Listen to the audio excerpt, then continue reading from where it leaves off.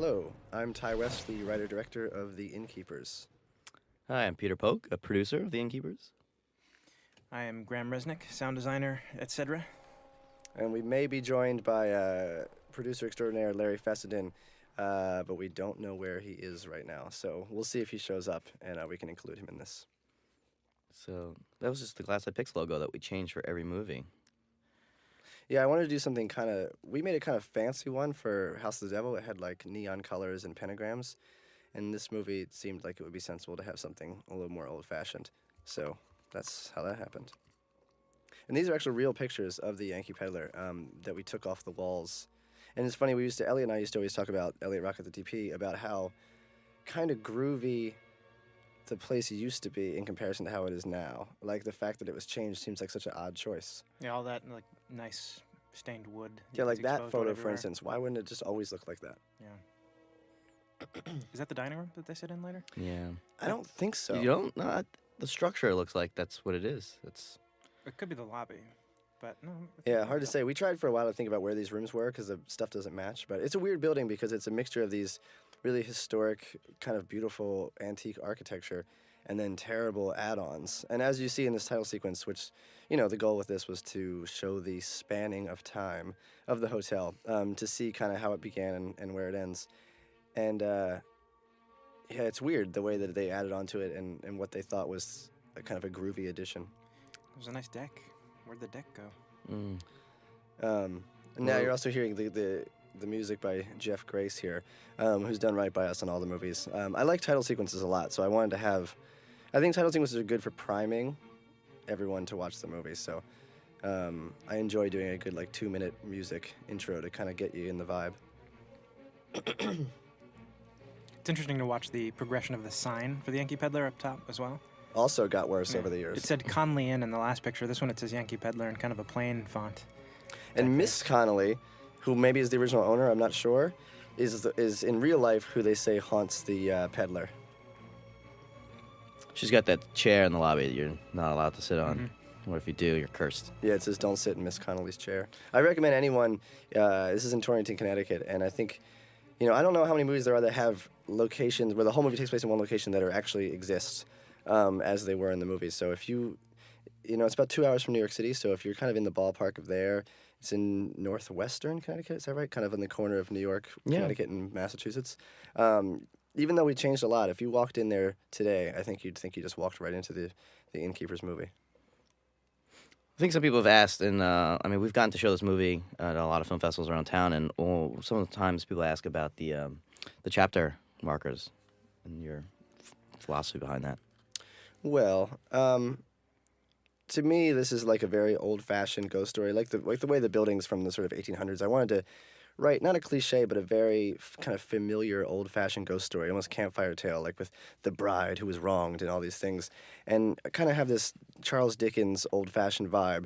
But I wanted to drop these modern, nerdy characters in it because I was interested to see how they would react in a movie like this because they're not meant for it.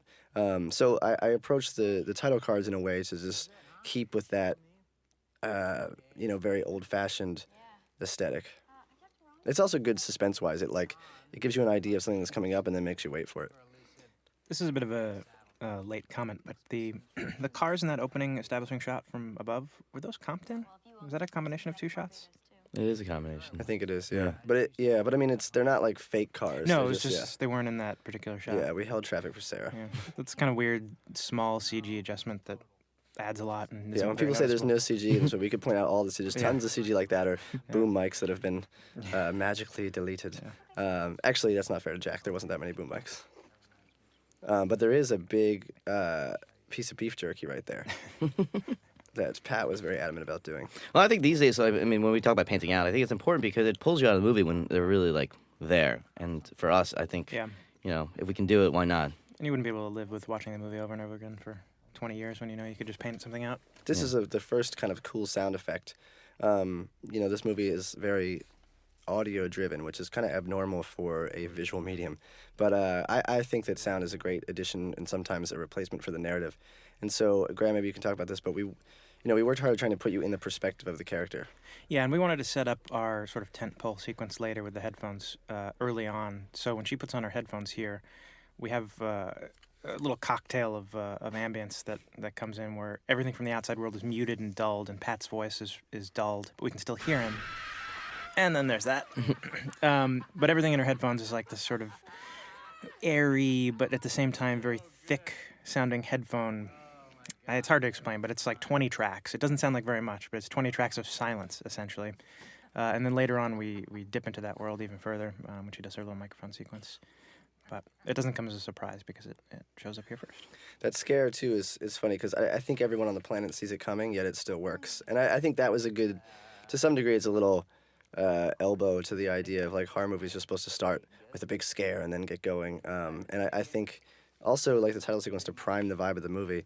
The goal was to kind of, make a comment about that big scare, but also kind of give you an idea of what's to come in the movie, that it might be a sillier movie than you expect. And that face is also Heather Robb in I Yes. Sell the Dead. I took a still of her, or a little 3-second clip of her and kind of messed around with it. Yeah, we try to get Heather in every movie, and we couldn't find a way.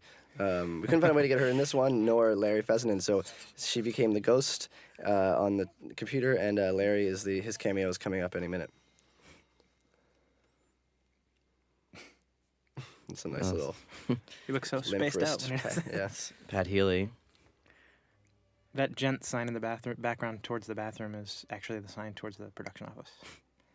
The basement, yeah. Basement.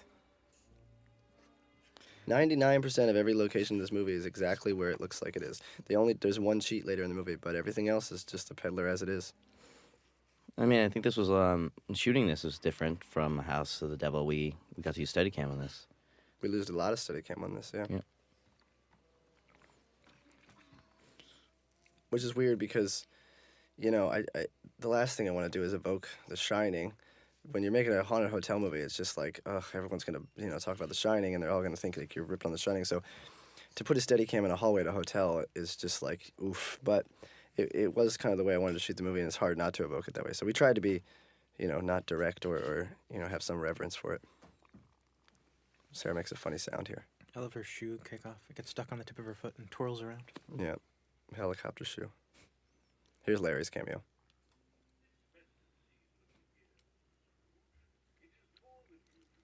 Also, her head sort of lolling off the side of her shoulders there. It's a great... Well, Sarah's a Great still. goofball. I mean, it's just, you wouldn't expect it, and then when you meet her, it's so surprising how she's just this big goofball. And I really exploited that in the movie as much as possible because I was like, man, I can't believe in all the movies she's done more movies than anyone I've ever met, and they almost hide that stuff, and I was like, this is all I want to see, so. Well, yeah, I remember the script, and you'll probably cover this in your commentary with Sarah, but the script, it was a little more serious. It had humor in it, but it wasn't quite as just like out and out, like funny all the time. It was a little more straightforward. Yeah, I mean, it's almost identical to this in the sense that The lines are the same. Yeah, and there was a tremendous amount of humor, but it wasn't quite as quirky. Like, I wasn't anticipating someone to have the faces that Sarah makes. Her hand You know, coming or in. that weird slap. Yeah. And so as soon as I saw a second of her doing it, I just thought, wow, we got to go all out with this. Well, that's good casting and exploiting the talents of an actor. Definitely. I mean, I think 85% of directing is casting anyway.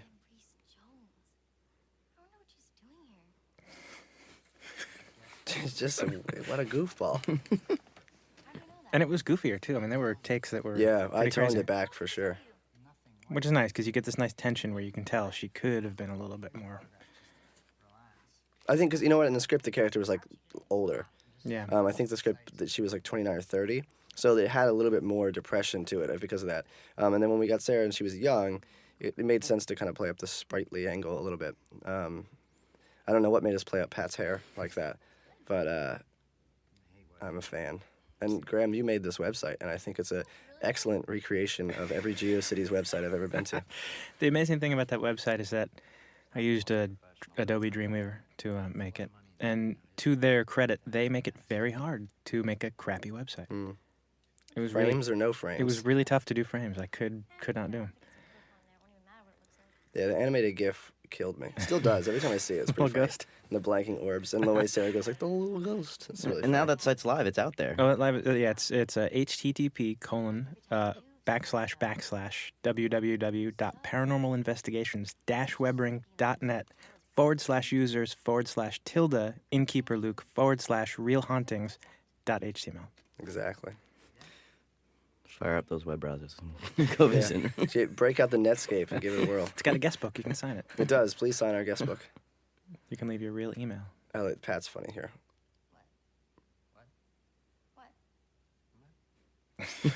The extra what? And that was that a cheat in the edit? You made that extra I did. long?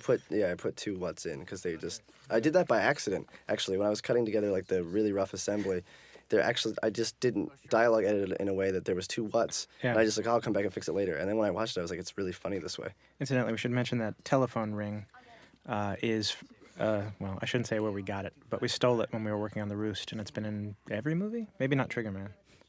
I don't know. It's probably not in Triggerman, but yeah, we do. No, wait, maybe when Sean rings the doorbell? Oh, maybe. I don't know. It's If definitely in House of the Devil. It's the doorbell that scares Yep. Jocelyn. It's definitely we try to use it as much as possible. It's a great sound.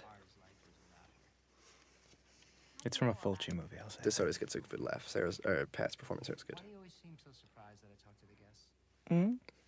Come on, superfan. Don't keep the talent waiting. This old gag. We tried to find like the most Muzak-y country music in the background in all these lobby scenes, and we found a lot of really Maggie, our music supervisor, found some really amazing stuff. So every time I hear it, I'm always like, oh, that is exactly what it would sound like. It took us a long time. We went through a lot of options, and it was to find the right ones. BLM. Here's Kelly McGillis. Pete, you've worked with her before. Yeah. Twice now. Yes, so it's twice. Yeah, I got to work with her on Stakeland, which is Jim Mickles' movie, and she was great to work with, and suggested her for this. And remember getting you guys on a Skype call. She was in London doing a play at the time. And We were only a few days out from shooting, and we were all terrified the movie's going to fall apart because we didn't have that role cast. Because I thought, it's going to be a piece of cake casting this role. Everyone's going to want to do it. So, what older actress is not going to really want to have a part where she can be kind of an actress and have multiple layers to her character and have this spirituality? Walk around in a towel. And I just didn't realize that older actresses don't have a sense of humor about being older actresses. And I kind of offended a lot of people talking about it. And then when I got on Skype with Kelly, she was smoking a cigarette in front of the computer, and I started to like delicately approach the subject, and she just like blew the smoke at the computer and was just like, I don't give a shit. So she had a good vibe. And that was during the volcano, wasn't it? So we weren't even sure she'd be able to fly right. back. I forgot about that. The ice- Icelandic volcano, yeah. So she might have gotten stuck in London and wouldn't have been able to do the movie. She came up probably like week 2 of the movie. So a little bit unfair to Kelly is that everyone had been there and got to know each other because we lived, ate, and worked in the hotel. We never left. So when she showed up a week later, we all had kind of bonded, and I think it took a little bit longer for her to kind of sink into it. Well, she plays the outsider role in the film, so that's not There you go. the worst Tom Noonan Manhunter method style thing. Fine, yeah. I meant in life. Are you inspiring actress? Is that what makes you such an astute fan of my work? Me? No.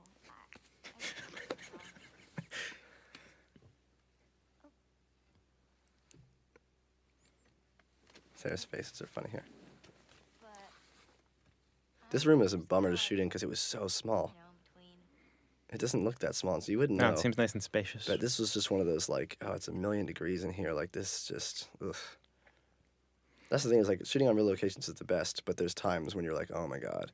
That's if all we the got original ourselves into? wallpaper and stuff, too. That's what's in That it? room is. Yeah. We did replace a lot of wallpaper. It's funny, like... Claire's room has replaced wallpaper. Yeah, I think they kept that. We actually really anticipated doing nothing. Production, I'm sure Pete will remember this, that it was like, oh, it's going to cost like $2,000 to do all the art department. Piece of cake, you just walk in and start shooting. And then it's like, well, we should paint this, we should wallpaper this, we need to swap out this furniture. It turned into it's a like project. we need this new couch. That is a new couch, yeah, which no one was allowed to sit on because it was broken. If you sat on it, it fell over. There's actually, I think, a spot later in the movie where you can see a piece of wood propping it up. Oh, paint it out. Didn't get a chance to. Not enough CG. CG budget ran out. I think we argued for a long time about the volume of the whoomp as she falls onto the couch. Mm-hmm. We went up and down with it. We did.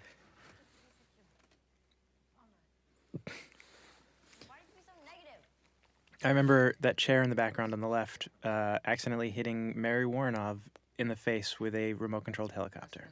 Really? During House of the Devil. She picked it up, and I said, go ahead and throw it up in the air, and I'll start it. She threw it up and it got caught on her sleeve and flew right back at her. That's a great story. She was very Well, nice I about guess it. I guess we should say that the reason, if you don't know, although if you listen to the commentary you might know, so I apologize if this is redundant. But when we made the House of the Devil, we all stayed in this hotel, and we would drive about 30 minutes out to set every day to make the Satanic Horror movie. But weirder stuff would happen back at this hotel. And the whole town thinks it's haunted. The staff thinks it's haunted. There is a Luke at the hotel. He's not really anything like Pat's character, but he's awesome. And Super nice guy. he had a ghost hunting website, and we were just kind of forever charmed by this oddly maybe haunted place. And so I wrote it about that, and we went back and shot there. So half the crew had just done 2 tours there. Lena's really good in this scene. She is really funny. I had a lot of great takes to choose from. My favorite is her name tag. Yeah, we went back and forth on that for a while. And I don't think it doesn't really play. There was actually one where It doesn't have a close-up anymore. where right? there was a close up of her like lips talking, and it was very like wah wah wah wah wah, and it tilted down to the name tag. Her name's like Elizabeth. It's just spelled like creatively. But I'm a fan of her lip gloss in this scene. Is something that she felt strongly about, and I agree. And this is all her own wardrobe, which is I think important to know. Yeah, I mean, this is the coffee shop literally down the street from the hotel. We would get coffee here every day. It was when we made House of the Devil. I think it was called Cheyenne's. Oh, yeah, right. But we called it Chiani's. I don't know why, but we did. And then when we came back for this movie, it had switched owners and became Michelle's, which we called Michele's. I don't know why why did it get that vibe, but we just, for some reason, that's what everyone called it. Well, I we love have to the sound of entertain this ourselves. There's somehow. nothing Italian I mean, about it. And I know we don't know each other that well, but see you all the time, and we're all girls here. This Sunday, my boyfriend is taking me on a This is usually the moment in the movie where people go like, wait, is this a horror movie? and I think that I'm Look at that lip not gloss. letting myself be fully You can see Sarah's reflection in her lips. that's been bothering me, which is that we've been together for almost a year, and he still has not told me that he loves me. I forget, she improv'd a lot of this, or she didn't, I wouldn't say it's improv, but she would add little, like caveats to things that were really funny. I think the I am thing, she added, but before we made the movie, but a couple of the other things. And there were so many great takes where they're saying crazy stuff, but, it pushed it too far. That gets a big laugh when Sarah plops down. It's good. I remember we shot a little scene of her outside of the shop throwing coffee away. I don't think we did. It was in the script. I think we cut it. Yeah. Yeah, I don't think we ever shot With it. it, yeah. Yeah, she was supposed to go outside and just be like, ugh, and throw the coffee away as soon as she walked out. All I hear is the sound of my office chair throughout the whole movie. Yep. Foley explosion. Every little movement, we added that in. And the great producer extraordinaire Larry Feston decided to grace us. I only have a few minutes, so let's get through Oh, this. well, we're lucky to have you. So we're glad the whole gang's here now. Hello, good to be here. Everything happens for a reason, Claire. Nobody just. I always like Pat's hair. I like the way he does his hand there. It's like- Perhaps a poignant line for the film. I'd say so. Perhaps a bit heavy-handed. if Not I- at all. You have a couple of zingers in this one, Ty. My eyes feel like they've been doused with Tapatio. That was a Pat ad-lib, the Tapatio line. That works for me. Now that you've joined us, what memories do you have of? We were talking about how since we did 2 tours of the Peddler, some things were coming back. Graham, for instance, almost blinded Mary Warnov. I tried not to interact with the talent, Yes. but I did enjoy Pat. He was always on the, speaking of technology, he was always on his phone. You see, that was all carefully. There's nobody else at the hotel. And my book sucks. What book is she reading? Okay, just Christmas Carol. She hates it. No, I don't know. Actually, that's a sad thing that I don't know. But do any recording. I just wanted to give her something else to say to keep her bored. You just plug the microphone into the. I know how to do it. I get it. You just hate to get ghosts in this hotel, right? It was really hard to get his footsteps right there. It was. We actually spent a long time. Really long time. It's one of those weird, sad things. That it's just like fine in the movie, but it took like 2 days. I like Sarah's little smirk here. And now it's a horror movie. 20 minutes in, we're ready to go.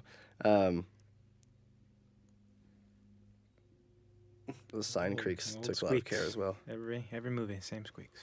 That's true. We really are one-trick ponies.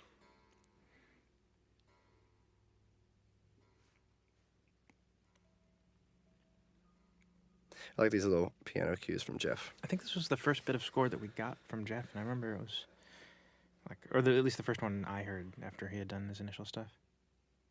I have no memory. Yeah. But that sounds right. It feels right. But it's all such a blur. I It's just all love such those a... little layered glissandos that he does in it, Mhm. the flutes and stuff. That was a nice camera move on the slider. Oh, a dusty screen. Look at that real estate. Yeah. Don't know if I necessarily wanted to go for that much realism, but Well, this gets a big laugh. These names were fun to creatively come up with. It was a group effort.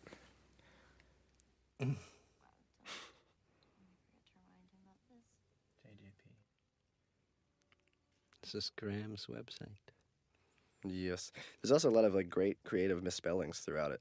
Mhm. And actually, the bottom left here, That's my favorite. the It's last the missing photo. photo. Yeah, but it's proof. Proof. Yeah. It's the bad link. At last. Yes. That's so classic. A lot of this stuff too, like these videos, was really about, you know, it's somewhat of a commentary on, I guess, ghost hunting or those shows or the sort of paranormal activity movies, which I don't have a negative feeling about any of those things.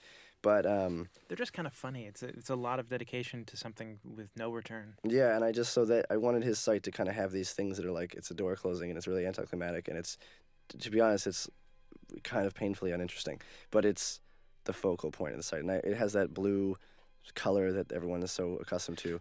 But it does speak to the success of like a paranormal activity, why that works. Just this endless camera lingering on nothing, and somehow you start to infuse it with your own meaning. Yeah, and I think it, much like the scare in the beginning of the movie, it's not a surefire way to scare somebody, but you know, it's a way of doing like a mini slow burn, if I may Yeah, say. exactly. That you know something's coming, but you don't know when it's going to happen, and it's just a matter of time. And it's all about the pacing, which is what I always say about these movies, is the pacing is unexpected and therefore starts to creep people out. Speaking of which, That's Brenda Cooney playing Madeline O'Malley. been in many glass eye pictures. We shot that photo like in one of the rooms upstairs, and then Graham kind of aged it, and made it look Where's the dress from? Looks great. The dress was eBay. I don't no, remember. it was handmade actually. Really. Yeah, For the movie? For the movie. Yeah. That we shouldn't have spent money on that. We should have found something cheaper. My God, we could have had more craft service. Because of what it had to go through and, Yeah. and what you needed, I think. They got a dress pattern. I remember them doing this. I do and, remember them sewing it together. Nice move, Ty. Yeah, when I Did you build that for the trailer? That's right. When we first started to make the movie, I had all these crazy shots like that in mind. And then as we were shooting it, it occurred to me that the movie was so much more just about Sarah and Pat and her sort of existential situation. And that if I got too excited with the camera movements, it really did get in the way of a pretty dialogue-heavy, character-driven movie. And as much as I wanted to have like a million cool shots, it was better to have a cool movie with cool characters. So I ended up toning it back a little bit. There's a nice little wiggle to that move in that you did on her, and it kind of veers left and then veers right. Is that Yeah. a consideration because of what was on set, or was that something that you did on purpose? It's probably a little bit of both. I don't think I remember telling Ari, like, yeah, really, wiggle per se, but It's effective. It works well. Yeah, and then this next shot, I mean, it's the same day, so you can see that I was still thinking about all these great techniques. Here's another one. Yeah, so it kind of goes left and then it goes right, but it's a nice, unsettling waviness. It's I that, love the hand pointing. yeah. It's like she's looking one It's way. and behind it's her. like, look over there. This gets to be left. This was really Yeah. funny to shoot on set. There's a lot of really funny takes. And that's why there's an R rating on this film. Yeah. You might be right. It might really be that. It might be that and those porno sites put us over the edge. Yes, the Chinese pancakes. That was it. Oh, When they saw that, banned in 26 countries. including China. Yes. It's Peter's favorite line. Yeah, that was my favorite line. Which line? Banging like a banging man. I love the way she goes up the His stairs, dead arms. knock-kneed. There's that hand again. It's really kind of creepy. Chapter 2. Do you have any reference point with these chapter headings? Is there Well, we some already talked about it. Oh, Had you been on Lord. time, Late you to would, the party yes, you every would know time. all the answers. You'll just have to wait till the next one. It's like I always ask people what happened at my party the night before. So, what did we talk about? Let it be known that the producer is still wondering about the chapter cards. I think this kid was completely CGI as well. That's right. Sarah's great in this scene. This was funny. I mean, I'm not good with kids, so this was a kind of tricky scene to shoot. And, I think maybe that shows through subconsciously in the reality of that she's trying to scare this poor kid. But I don't think Sarah's good with kids either. So there's kind of a weird mean-spiritedness to this scene that to me is funny.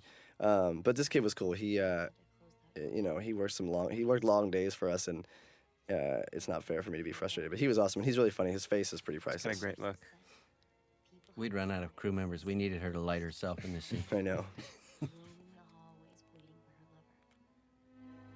This is actually one of the best pieces of music in the movie too, I think. Excuse me. This lady was great. Yeah, She was Alison on, Bartlett. On Sesame Street, right? Yeah, that's She's like Elmo's friend. she did many seasons. She was good with the kids. 20 So years. yeah. her and Kim the AD were good with the kid, and it saved me because I don't know how to talk to kids. I know his haircut, his face is so priceless. That's why we had to cast him because it was like Look at the back of his head. He looks like E.T. he's the perfect person for it. He's so funny. I have enough going on in my life. Yes, ma'am. I think Allison's got blonde hair, right? Normally. Yeah, I had her dye her hair because I didn't want to have another blonde woman, and I'm also really particular about color palette and things like that. So we found a happy medium to get her hair a little browner. I like that line of Pat's. And then we had to do that to Pat's. Oh, don't even go down that road. Well, Pat showed up with black hair. He dyed his hair black. For the movie? Yeah, and it kind of makes sense, except for when I didn't like it. And so then it became this project to get his hair not black. I mean, it was black hair. You have to bleach it and then... That's exactly what Yeah. we had to do. And the first round was suspect. So Pat wears his watch on the inside. They both do. Oh, yeah. I used to do that when I was in middle school. Oh, I bought that cheap bread. I can taste it. Never skimp on bread. You always regret it. So, There's a barely audible little buzz as we pan by this light. Yeah, I think that shot in the beginning was this room. Yeah. looking at it. But now it doesn't actually go to the outside. There's a hallway. That hallway we just saw when Pat scared her. Outside of it. I love movies where people are eating sandwiches. I always think about it. I wonder if this was the 6th sandwich they They ate a lot of Go to bologna your sandwiches. sandwich scene in I Sell the Dead. Yes, well, that is epic. Look at the way he's holding it. It's absolutely spectacular. Pat acts really interestingly with his hands. Yeah. Almost like he was never even there at all. I don't know. I like his courtyard by Marriott line, which was in the script. So, but it just, I don't know why it makes me laugh, but when he said it, I just, something about the specificity of that is just like ridiculous. I know. Kills me. You down for some recording tonight? This scene, I actually considered cutting, I don't know if I considered, I think I did consider cutting this whole scene. And the reason I didn't is because sort of the reason for making the movie is this sort of ode to minimum wage jobs and the sort of relationships you create. And the only reason I considered cutting it, and I barely considered it, was like, you know, the classic reason is when you're almost done, you think like, oh, well, should we, you know, try to get to all the horror faster? Because that's what all everyone Should we tells get to you. the garbage scene faster? Yeah, how fast can we get to the best scene in the movie? Best scene in modern cinema. I think It's is my it. favorite thing I've ever shot. But ultimately, I kept that scene because that's sort of the scene that kind of in a way inspired the movie. And I remember it's probably one of the first scenes I told Larry about is like, I think I said, eating sandwiches on your break in aluminum foil. And the excitement that you had with that kind of sold me on it. Absolutely, That, yeah. That and the big ghost sequence, which you never filmed. yes, well, that's It we was needed more money twofold. to do that. Ah, yes. So yeah, I just had to keep one instead of the other. Yeah, but that's Um, fine. But this is actually ends up being the best scene. So It all is. of this water in the garbage bag is CGI, true or false? False. Way false. This is a magic moment that this worked out the way that it did. This has all been one take. And not only is her, look at these details of fate and performance. Oh my God. And in here, look on cue. What take was this, Ty? I've asked you I many think it was the times. second to last one. It's just, Of how many? I want to say we did like 6, but I don't really remember. that to me is actually, I mean, I don't know what happened in the other takes, but there's something about sticking with a shot like that and making sure you get it right that it Every separates take the was men good, from the but boys. this one was like magical. You know what I mean? Like Absolutely magical. everything hit like music notes. They hit at the right moment. So there's a train sound effect here that we Oh, also use in every classic. movie. When Graham and I were probably 13, Yeah. in the basement of my parents' house, I investigated and bought a 5.1. Was it 5.1 or was it Dolby Surround? Could have just been Dolby Surround. Pro and I Electric, yeah. didn't really understand it, but I just thought it was cool. And I hooked up speakers, and I wasn't sure what I was doing. I didn't even know if it worked. It was louder for sure. And one day, Graham was over, and we were watching True Romance. Yeah. And I think it was the scene where like Christopher Walken comes to Dennis Hopper. The Moors scene? That's, yeah. So, but regardless, there was a train that went by because they lived near the train tracks, and it only played in the back right speaker, and it was this weird awakening to us that it was like, whoa, look at that. It's only in the back right speaker. That's amazing. And it was like that moment that I sort of realized how important sound was and how much you could do with sound and how interesting it was and how interesting 5.1 or Dolby or surround sound, whatever you want to call it, was. So more or less we try to get a train sound. I don't know why, but we do try to get it in a lot of It's of very movies. lonely. It's And very that sound is desolate. in the back right corner of this movie. So that's like minutia that we're obsessed with. This is interesting because the cellar door here was something we added. It's a bit of a cheat, yeah. There is the staircase does go to the basement there, but there weren't these doors. It was like a metal thing, so we built the more traditional doors. And this is funny because this is really upsetting to Sarah because she doesn't. The pigeon was like, she was not into it. And the technique we used was throwing the pigeon at her face. I remember, like, whatever take this is that we used, like the third one or something, I remember whispering to the Wrangler guy, I was like, try to make it hit her in the face. And When she falls over, it looks like she's pedaling a bicycle. probably thought she was. I remember there was a big discussion of whether or not that pigeon would fly because it was night. Oh, yeah. Well, we shot this during the day because pigeons don't fly at night. Yeah. So there was this whole panic about how Blacking we're going out to... the Yeah. light. So we shot that part during the day because if a pigeon gets out at night, it either doesn't fly or it just, I don't know, something bad happens. It's all to the ground. it's chill at If it night. goes out during the day, it just flies home or something.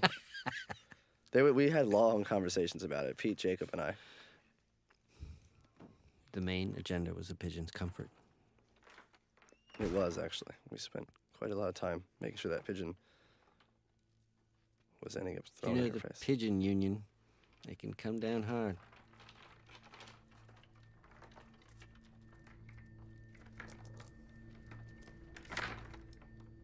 I think Elliot did a good job lighting this scene. I think it's like really groovy, especially when she first opens the door. I explained to him, I was like, I want this sort of silhouette thing, and he did a really good job with some like beams of light. We kind of, Elliot and I, for the most part, we film things relatively realistic in movies, but we, you know, in this one we sometimes add a little bit of like grooviness to it.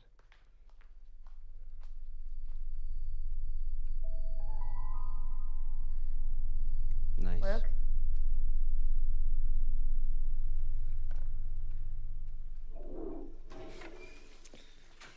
More surround sound. I love a toilet flush in a picture. Yeah. Whenever, ever dull moment, just flush the toilet. Absolutely. I've done it myself. I think it's funny when he says, I'm a pumpkin. That was a line that I was very proud of writing that I didn't know if would ever be funny, and I didn't know if anyone would know what I was talking about. I always And- think he's saying, I'm going to kill the snake, like in his dreams, No. like a Doors song.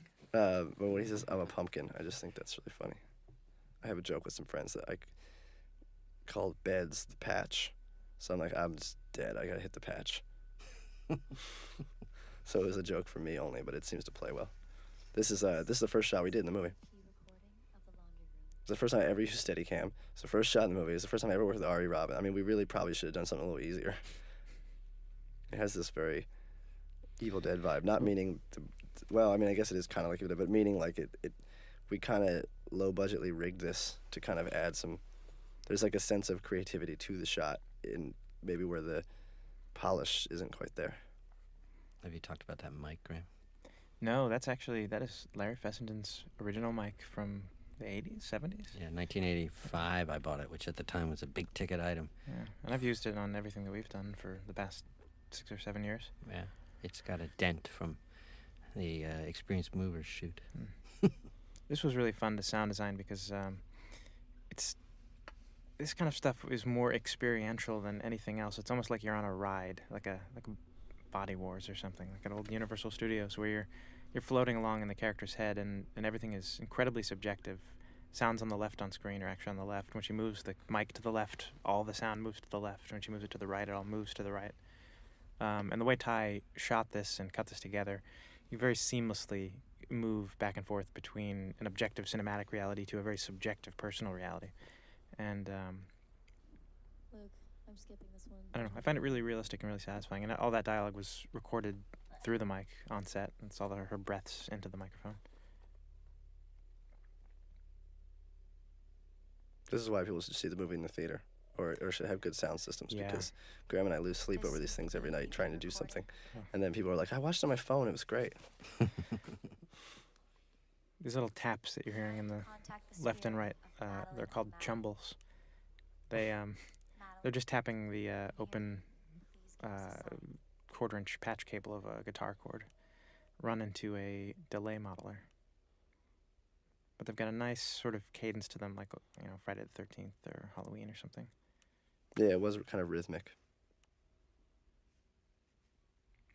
This is one of my favorite bits of sound we've ever done. Well, this is where, you have the mic moving left and right.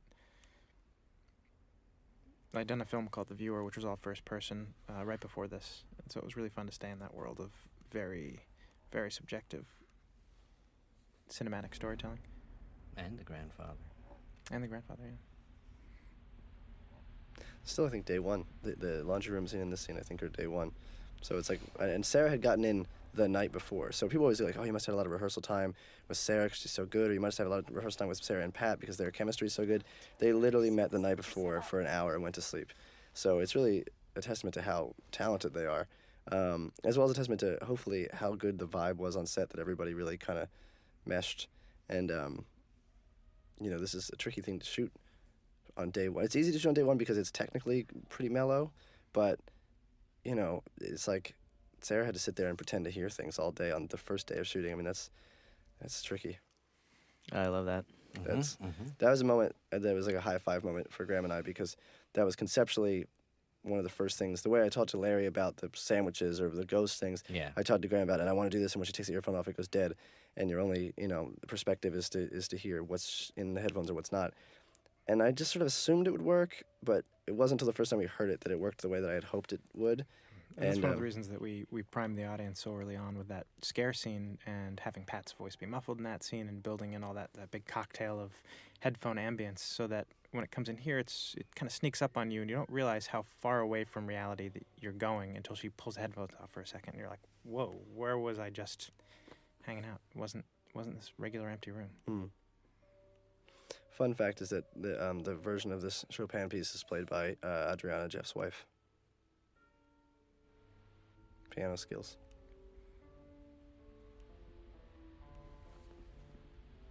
She's done some Beethoven for me as well. Trots her out whenever he needs one of the classics.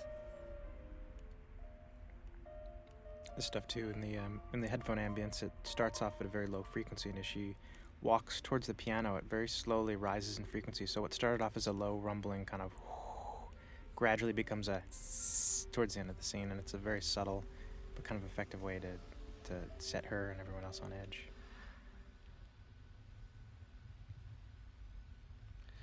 We always talk about how important sound is in Ty's movies, and just in general, a lot of the directors at Glass Eye are interested in sound, and I think people think it's about sound effects, but it's also this ability to ride the sound to match the picture, so that you're sort of in this marriage of sound and picture.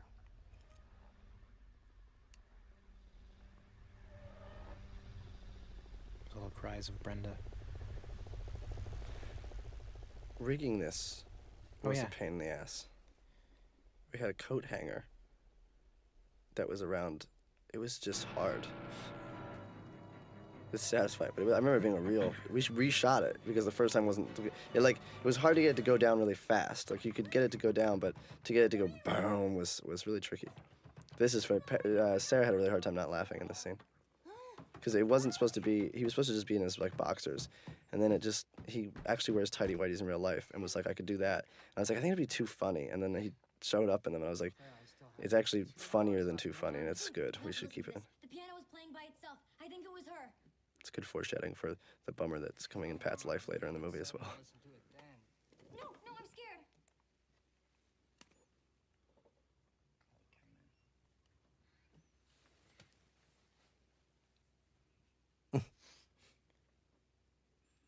Isn't this where he spins his head around like a demon? I saw that in the trailer. Okay. Nice lighting there, right? Yeah, I think I just freaked out for a minute, but I'll be fine. Okay. Well, I'll be down in a few hours, all right? We did have very loud neck cracking sounds in there at one point, but we took them out. Too much of a good thing.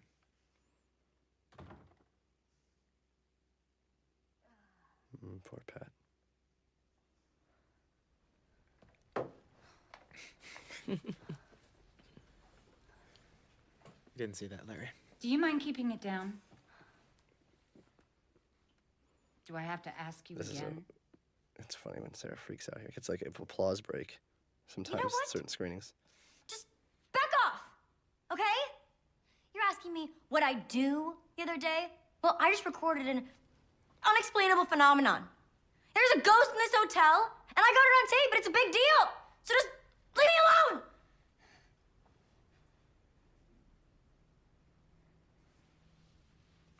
Come with me for a moment. This scene is loosely based on an experience that I had as a peddler. I always get very cautious of saying based on because, you know, Dee Wallace did a scene in House of the Devil, and she was one of the most intriguing people I'd ever met. And she's also one of the sweetest people I've ever met. And so I get nervous to say based in any way because Kelly's character is a bit of an asshole in this movie. And none of that is what Dee is like. But Dee is a spiritual healer. And Dee does have pendulums, and Dee did communicate with spirits in the hotel in real life to me. And other than the fact that it's an actress who now can talk to spirits, everything else is nothing Dee Wallace oriented. But it was kind of an amazing experience when I met her at the hotel, and I was just sort of chit-chatting with her, and I said, "Oh, this hotel's a trip, you know, they say it's haunted, I don't really know." And she got very serious and said it is. And she took out these pendulums, and she did a reading, and she did a reading for several people on set, and it was eerily accurate. And you know, we stayed in touch, and it was very interesting. I'm traditionally a bit of a skeptical person, but it's the closest I've ever come. You know, it's fascinating. So because this movie is such a personal movie about the Yankee Peddler and about our experience there, you know, I felt that there had to be an actress that the staff was excited about. But when Dee came to the Peddler and the staff was excited about, say, you know, the mom from E.T., Dee was phenomenal to them, and everyone was like, she's so awesome, and she got autographs and things like that. But that wouldn't do much good in the movie if she was just like this great lady upstairs. And I like the, you know, as an older actress, the frustrations and the insecurities that come with that maybe have you act not on your best behavior. So I made Kelly a bit more abrasive. It's a pendulum. At one point, somehow the audio edit in the dialogue got messed up, and she was saying, "It's a pendulum." And we left it that way until the very last second. There was two things that we left. There's sometimes a goof happens, and you leave it in because it's like a running joke that kind of like gives you enough energy to get through the day when you're working hard. Just makes you sane. And that was one, and then there's a scene where Sarah falls down the stairs later in the movie that had a special effect sound added once she landed at the bottom. And some paramedics who make that same special effect when they're wheeling her away. I like Jeff's score here. It was very good. This took forever. We did so many versions of this because I remember telling Jeff, I was like, this is going to be the hardest scene in the movie by far because, A, it's like 7 pages of dialogue, and it's underscore, which is hard in itself, and it's the entire tonal shift of the movie from quirky comedy, maybe ghost story, to shit just got real vibe, you know, and now everybody in the movie is on the page of this hotel's haunted, and, you know, we've let the audience know, like, this is where we're going from here on out, and so it's just really a delicate balance to pull that off. I think Kelly does a great job, too. She does. Each divine beings that incorporate one energy in the universe, like, It's a tough scene. It's a lot of words, as Tom Noonan would say. A lot of words. The universe has a plan for each and every one of us. Now, I want you to ignore what your conscious Well, I think Kelly is also very spiritual, and she's very engaged with these. I don't know if she carries a pendulum, but she takes these issues seriously, and so I think she was able to bring a certain genuineness to the dialogue. She also had a good sense of humor about it, which, you know, made these long days and long stretches of dialogues, made it easier. One of the weirdest experiences ever, though, was having just me being Sarah and sitting on a bed with someone who I was just like, here's the wardrobe, and it just turned into this, and it was so fascinating. And I hesitate to say that what she said was true, but, man, it was pretty close. So, Yeah, I felt obliged to have some sort of reference to it. Ask again. This time, close your eyes and really concentrate. When you showed me the rough cut of this film, I remember actually getting a little creeped out when she was doing this, and it had none of the sound design, none of the score, nothing. It was just performance, and the camera kind of slowly pushing in on her. It was the Yeah, I first think I time showed was it to you in actually my affected. apartment, and I remember, like, I think you paused it. You actually hit the space bar, and you were like, this is good.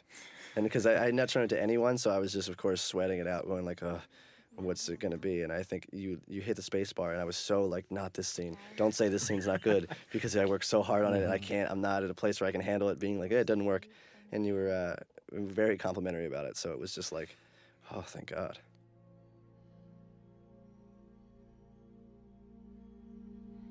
Maybe I won't say who they are. They? There are 3 of them. What do they want? One of the pleasures of this movie is how Jeff surprised us, obviously with Ty's tutoring, especially in the opening where there's that little extra comedic kick, which was not obvious to me that it would go in that direction. And it's interesting also the way you edit the movie without any temp music. Yeah, I don't put in any temp music or any temp sound effects. So in a way, but it's because I've worked so closely with Graham and Jeff on every single movie that it just seems like it's the same reason I don't do storyboards, because I operate the camera and I've worked with Elliot for so long that I don't feel like I need to draw a picture for him to know what we're doing. I feel like we just know what we're doing. I do make specific shot lists to stay on track, but I don't feel like when I talk to Elliot, he goes, I don't know what you mean by that medium shot moving in, so it seems like an extra step. So in working with Graham and Jeff, I don't feel the need to put in a scare sound or music from another movie to prove what I want it to be like. One, because I don't want to be derivative of those movies, so I'm very afraid of putting in temp music, because it's hard to unhear it once you hear it. And Well, it can distract the composer, and then they start sort of imitating it. It Yeah, can be and that's very no good. dangerous And for to sound get it. design too. I mean, and there's very little discussion. I mean, we spot the movie and we talk about what's going to be put in, but it's usually obvious stuff like, oh yeah, sign squeaks there, and maybe this part will be scary, but then just everything seems kind of obvious to both of us. I think what we're going to do. I think just from the way that it's edited and set up. Yeah, it becomes a bit of we're all on the same page, and it kind of just becomes a trial and error of sound and music until we get like, it's fighting the picture, and then one thing just works, and it just like from that point on, we just go like, all right, we know the vibe. And it clicked sooner than it had in earlier films. I remember the one sort of initial misstep we had with this movie was I did some just carpentry stuff to this scene because we didn't have Right. anything yet. It was just the first stab at doing anything. And as soon as we realized that, oh, that's not quite the right thing, then we found the right thing. Yep.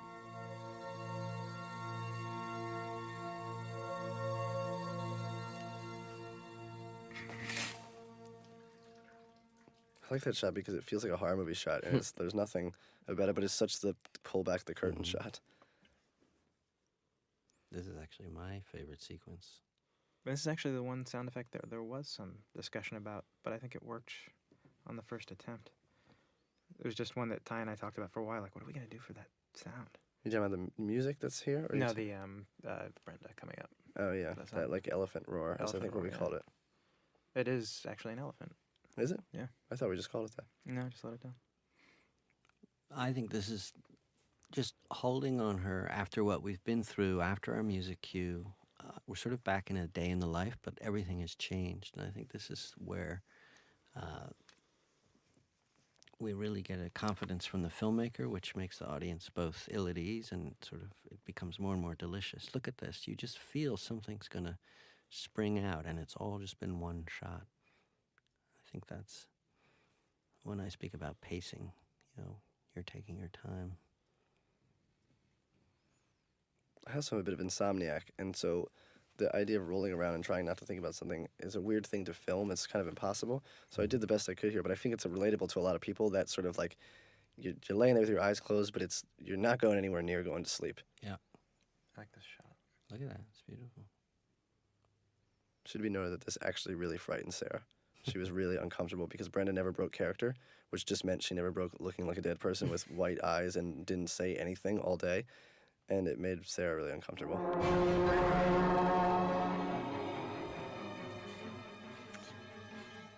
It's a very chilling moment. Uh-huh. I love watching the audience react to it. Yeah. There's a part of you when you first watched it. I remember when I first watched it, where I was like, "Is Pat playing this elaborate trick? Wouldn't she have seen him in bed?" Because it's played so realistically until that punch in.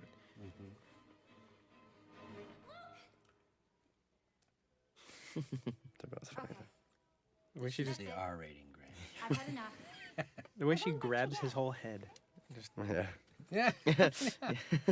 Oh my God, that's what's going to traumatize him.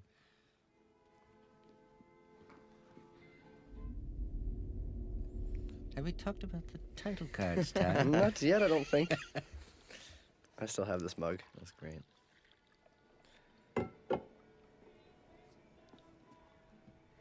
Drink. Don't worry about Gozer and her You're going demons. for a little cantilever here. Early in the schedule, like I was saying. Feeling a little brave on day 2. Oh, and what have we here? Happened to me when I first started messing around with all this stuff. You really gotta be That's the careful fun not thing to about shooting a movie use not in stuff order. when you The see it. perception is that you want to be in order and everybody sort of follows the story. But the fact is you make choices, and then the way they drop into the movie becomes the personality of the film. Like, this is a great place for this sort of stuff. Cause you're It kind makes of- perfect sense, Exactly.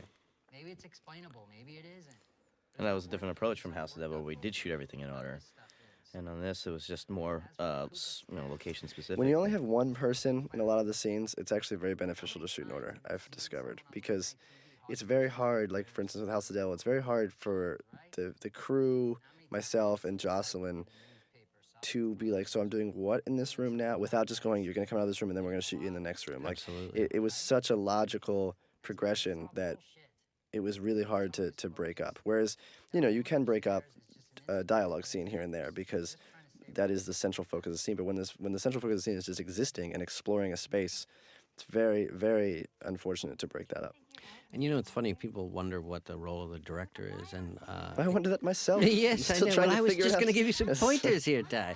Is so much of it is just reminding the actors where they are in the story, even if they've been incredibly well prepared. That's sort of your coaching job. Ty, you sent me early on in the process in the casting. You sent me a video of George Riddle doing the lines that are coming up in a few minutes On YouTube. on YouTube, and you were just like, "What do you think of this?" And I remember watching it and just being like, "This is the most. Is this real?" Yeah. It's an amazing performance because I was on set for this, and I only knew him in character. And then shortly thereafter, I hung out with him. In fact, I was sort of his babysitter while you guys made the movie. I took him away, and he's a much more brash New York vaudevillian. He's nothing like the character. I and- mean, it's He's a amazing. Yet song when and he dance man. plays this guy, it's so chilling and sort of melancholy and ominous, and it's really an amazing. I remember thinking in that video, Transformation. like, he's probably too fragile to come to a shoot. And do That's this how I role. felt. Yeah. I Although got he did have worried. that coughing fit, and we did think we'd lose him. It's the scene, actually. But, And then everywhere he goes, he's got that giant Afghan dog. buddy. Giant dog. He's just a nutcase, and so controlled here. Yeah, George Riddle is amazing. I recommend anyone casting George in anything because He can play a DJ. he's not like this. He's not this and fragile old guy. He's At a all. tough cookie, too. Yeah. And he's a song and dance man. he's a sunglasses inside jokester. It's so surprising. And he's always on his cell His phone. BlackBerry, his as he would say, BlackBerry, he's and gangster like, on that text thing. me that thing. Yeah. It's like way advanced from me. Did he come up with the detail of the crumpled up money, or was that? No, that was Ty. I remember the. Was Pat looks at it like, "What am I Yeah. doing with this?" I mean, we were talking during this sequence, but I think it's such a great introduction where you just hear his voice and you're slowly creeping around her point of view only. It's one of my other favorite sequences. Another fun mixing dilemma was how far to put him in the surround sound for that, because you don't usually pan dialogue, but that was one where she was in another room and hearing Pat and George have that conversation. I think we went fairly conservative with it. Oh, it's no problem. I mean, I figure pretty soon this whole place is gonna be a parking lot anyway, so if somebody wants a certain room. Look at that stance. Even the stance is nothing like the way George Exactly. stands. Just slightly askew. He really Yeah. knows what he's doing. And that's always fun. So And you he's fast, too. You had a trap door in that shot? It's CG, Grant. Can you act invisibly? This is day 1. We're back in this room again. Oh, thank you. Yeah, I would suggest people cast George just for the experience of hanging out with him. He's got great stories. This dog is amazing, and he's a East Village, like from the 60s, 70s. Been in the East Village since the 70s. I mean, he's the real deal. Was he in the Fantastics? Is that? I believe he was in the He was in the Fantastics. Fantastics, the longest running show off Broadway. He'll send you news clips, and you're like, really? What? And it's from the 1890s. He's sort of a history buff, and he's fascinated with all these strange weddings and things that happened hundreds of years ago. Get you upstairs. I saw him. I had not seen The Sopranos ever, and when we were doing sound for this movie, I was living in New York for 3 months doing the sound, and I brought the box set of every Sopranos episode, and thought this is a good time to just do this. And I think it's in the last season or second to last season in the hospital. He's one of the I guess inmates in the mental hospital, and it was such a surprise to see him pop up. And then recently, after we finished shooting the movie, he pops up in this commercial, playing a DJ. And then he's also, what's the name of the character in The Onion? Right. George Beckler. Beckler, which is another really funny thing. And that's if you know what we're talking about, it makes this all the more impressive because I know we're being redundant, but it's so hard to believe that the way he's walking around here and the way he's talking is not how he is all the time, and it couldn't be further from reality. So what did you dress this upstairs? Because it has such a nice different vibe with the wood floor. And We actually sort of undressed it, you Right. know. We took everything down with the idea that it was going to be going out of business. I wanted to have all the doors open with, you know, a bunch of crap in them being loaded out and things like that. But the crew was living there. you're not wrong. We were living there. We couldn't do it. Yeah. We shot the movie in 17 days, so you know some compromises had to be made. Which also, this is the same hallway that your favorite ghost shot was supposed to happen. I know. And it is a tragedy that that's not in the movie because I felt it was a really. Do you want to paint that picture? Because it No. really sold me. All right, we'll let it be I'm trying to use it in enigmatic. something else one day. Oh, fair enough. But I had what I thought was a brilliant idea that I'd never seen in any movie before of how to reveal later in the movie whether or not Sarah is haunted or not. And it was very complicated. And the reality was to do it, we what's that famous line from James LeGros? Are we going to go for gold or stay within our comfort zone? Stay within our skill set. Yeah. And it was one of those things that the way to do it properly would have been to build a pretty massive set of that hallway. And the reality was like, that just ain't going to happen. So to try to do it in the hallway without that, the hallway's too narrow. It would have been a disaster. Also And would it have would taken a lot of extras probably to do it the way you. Well, we shouldn't talk about it. Yeah. That'll paint a very confusing and know. ambiguous picture for people. Extras? What? Yeah. Crowd scenes in the hotel. Hi, Lee. Hi. How was your seminar? Very good, thank you. How are you two doing? Not bad. You want a beer? No, thank you. This is very satisfying to me when this gets a ooh in the movies. Like everyone gets really uncomfortable, which was the goal of that because it is really a shitty thing to say to somebody. Amplified by the fact that he turns his head away from her, which Yeah, is And then her expression is perfect. It all works. yeah, it was. Uncomfortable. Yeah, that's- Well, I like that dress she has on. It's quite. so does she. Correct me if I'm wrong, but I believe that dress disappeared as she left the set. And I may have seen another photo with her and Mr. Tom Cruise wearing that. Getting a lot of mileage out of it. It's the 25-year Top Gun Anniversary. anniversary. That's right. Yes, she Did she show up for that? she did. No, but she took the Sweet. wardrobe with her because Yeah. she was fond of it. Well, it's a compliment. I took the Schlitz with me. Actually, what I did take with me is the deer head. The deer head that's on the wall is in my apartment. And that was in the limited edition poster, was it? That's not? right, yeah. By I Mondo, hope you yes. have that hanging next to your deer. It head. took 4 months to get a copy, but I have it now. Oh, good. Lucky you. I'm really tired, so I'm Did they ever come to Glass Eye? We have some tubes. Pete, did we- Yeah, tubes we have we have tubes. yet I to haven't pulled it in and out. investigate. Yeah. Gotta have a tube opening soon. This also gets a good, like, oof from the audience. Don't let the spirits keep you up all night. Dude, you didn't need to say that. That was really mean. Talk Oh, about that whatever. bookcase in You the said it background that yourself. we, She made you feel put like up an there. asshole. There's a restaurant there. Everybody needs a taste of their own. There's medicine. another entrance to the building too, and you would go straight and go to the restaurant, or you would turn right where that bookcase is. And I think one night, a very intoxicated patron of the restaurant tried to That bookcase. get through that bookcase. Well, it does feel like it would rotate, and Vincent Price would be behind with a nice tall Now, hot toddy. correct me if I'm wrong, but I believe that they obviously took it down so that you could get to the restaurant where they make a lot of their money. But I think they just moved the bookcase and kept it. I think that it's there now. Yeah. Huh. Which I'm not sure it's the best constructed bookcase. I mean, it was just to fill in the space. I know. And Right now, Aldo is falling off of it and trying to hang a light or something. Yankee pedophile is another nickname that we had for the peddler. There's another little behind-the-scenes sound editing tidbit coming up. When she starts making her weird, ghostly ooh sounds, it's like 5 different takes, dialogue edited by Eric, who did the dialogue editing. And I did some work on it myself, and it just took forever going back and forth trying to get that right, because she was... Probably laughing. She was laughing, and it was like different mic distances, but to get it as long as we needed it to be for the actual edit of the film was a real challenge. Yeah, it was a project. Playing by itself. No, the couch looks okay. There's another shot that's similar to Pat's point of view that you can see the couch is propped up on a block of wood.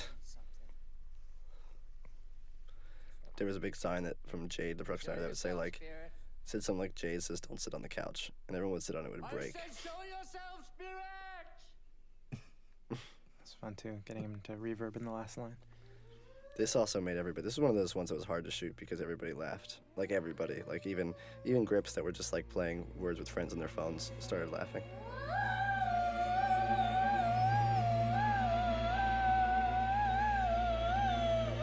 Now, Ty, you have to admit you wanted to cut this scene, and I insisted you keep it. Well, I won't say that I wanted to cut it. It was similar to the Sandwich scene. sandwich scene in that they were 2 scenes that I liked a lot. That you sold me on, But which is why I wanted to do the movie. But technically, if it was, because I was bracing for someone telling me I had to cut something out, so they don't necessarily. That's amazing. and That's that's incredible. Exactly like I know, it's incredible. It's the Simpsons version. Yeah.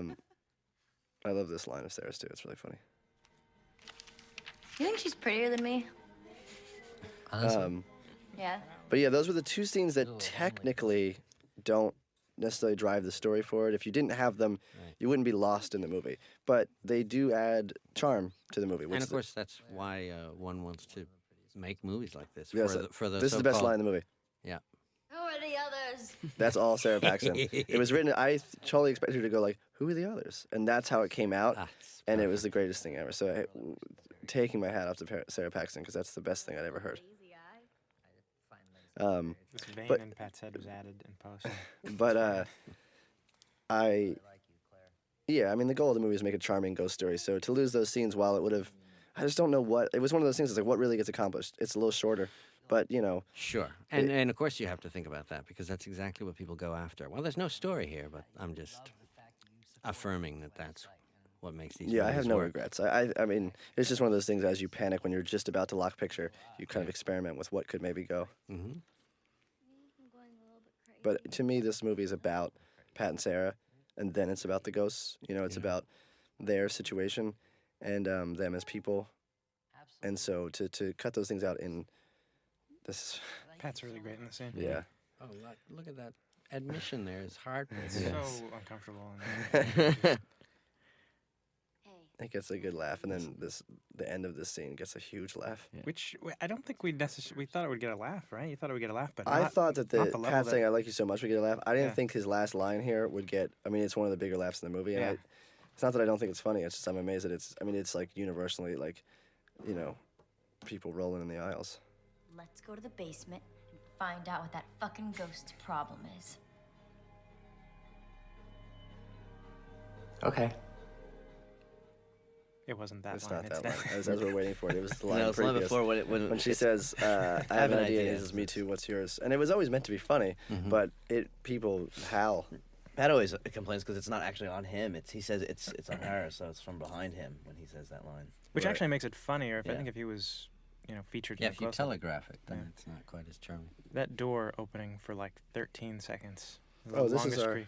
This is our one. Sorry to cut you off, but this is our one phony movie magic scene. That this staircase is not actually in the peddler; it's in an upholstery store around the corner, and it's because the actual Yankee Peddler basement, which we will get into, the staircase is a windy staircase, which you might be saying, oh, well, that's interesting, but it's impossible to put a camera on it because there was just no room. So you couldn't do anything with it. So we looked hard to find. I mean, we looked at every basement in Torrington trying to find a big staircase that went down. I mean, we must have looked at 20 basements and couldn't find them. And then finally, at the very last minute, we discovered this one 2 blocks away, and it's perfect. Or else I would have had to cut the stunt again.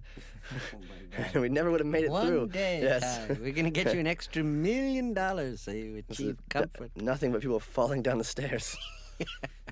When we did House of the Devil, there was a big to-do about AJ's character not falling down the stairs, which is something we all wanted to do, but I felt that we would be able to do it very poorly, and I would rather not do that. And it was one of those things that it left us with a bad taste in our mouth, saying, we could have accomplished that, but we just didn't. We stayed within our skill set. Yes, we stayed within our skill set. So on this film, it was time to really, and we brought the the same stunt coordinator came back and everything, and we we put it to rest with Sarah going down the stairs. What was that? But yeah, so this is this extra location. Incidentally, this audio drone going on underneath, particularly when they're walking down the stairs, is a very famous song, slowed down about 150,000 times. I won't say who the song's by, but I'll say the guy who made it died the day that this movie premiered. So if you look it up, Was it maybe the you can day? figure it out. It was the day. How about that? Yeah, I know. Premiered on what? South by. Okay. Just to give you The- added information, the you actual premiere. Googlers, you. Yes.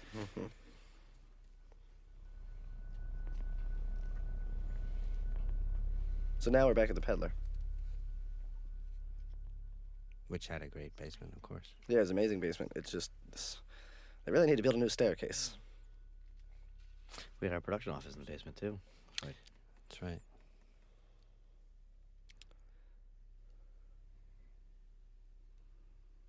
Those little clicks of the pipes, very satisfying to me. Too the other night. Must be a bad cable. Always know, flashlights in movies are interesting. We always have conversations about how bright they need to be.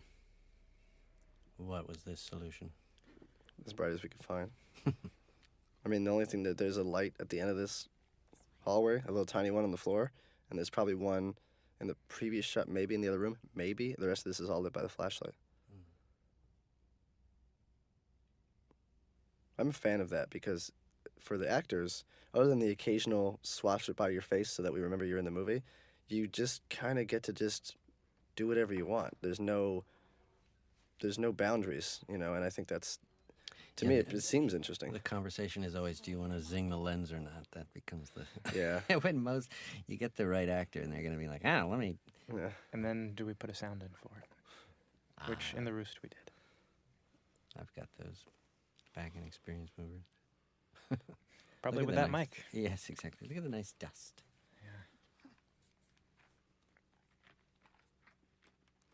This was our last day of shooting, and I was petrified we were going to run out of film. We were down to just a few rolls, and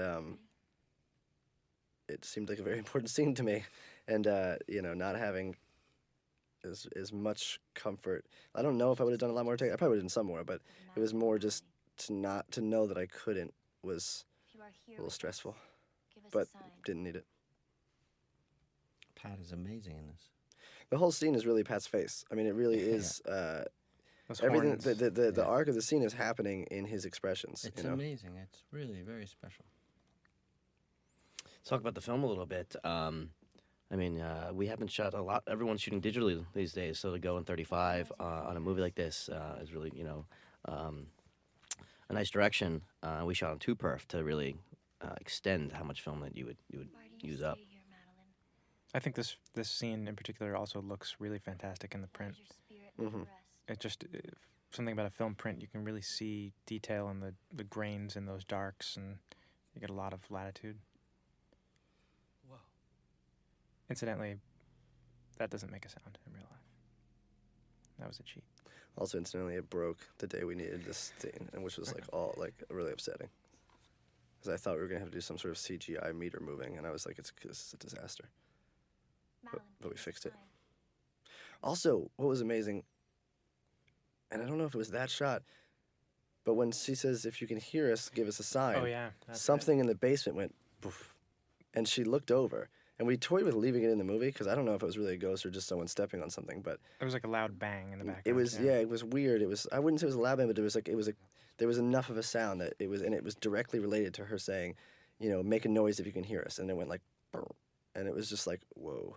And she looks, and we left it in for a while, but it ended up being distracting. But I don't know if that means there was ghosts there, but the timing was impeccable. Why do you I'd like to stay hire that here? ghost. Yeah.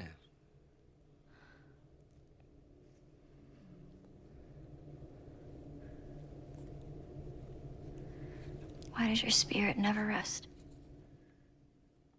The ghost is back.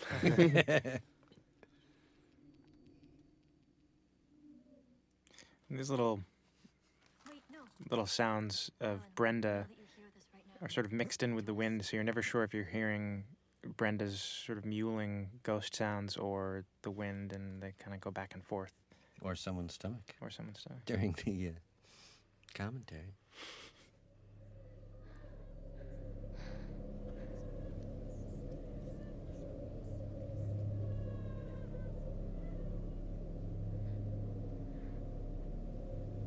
I can hear her. Sarah's really great in the scene, and we never really talked about it in any capacity. We just started shooting it, and she just started being great right from the get-go. And it was our last day of shooting, and it was one of those things we were shooting it, and we were just like, well, this is really good, and we just sort of moved on. Can I ask who you went on first? Do you remember? Sarah.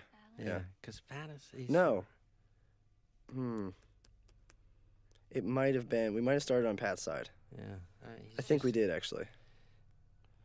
It has that freshness of really feeling it for the first time. I mean, it's hard to act something simple like being afraid, not yelling and screaming, but this sort of... It's just a beautiful bit from him. But she's very compelling there for looking at, like, the Joe Anderson, the AC. It's like that's what she's looking off at. She's not looking at anything, yet her expression it's incredibly convincing. That's great. I feel like they both were in the mode by now. After all, it was the last day.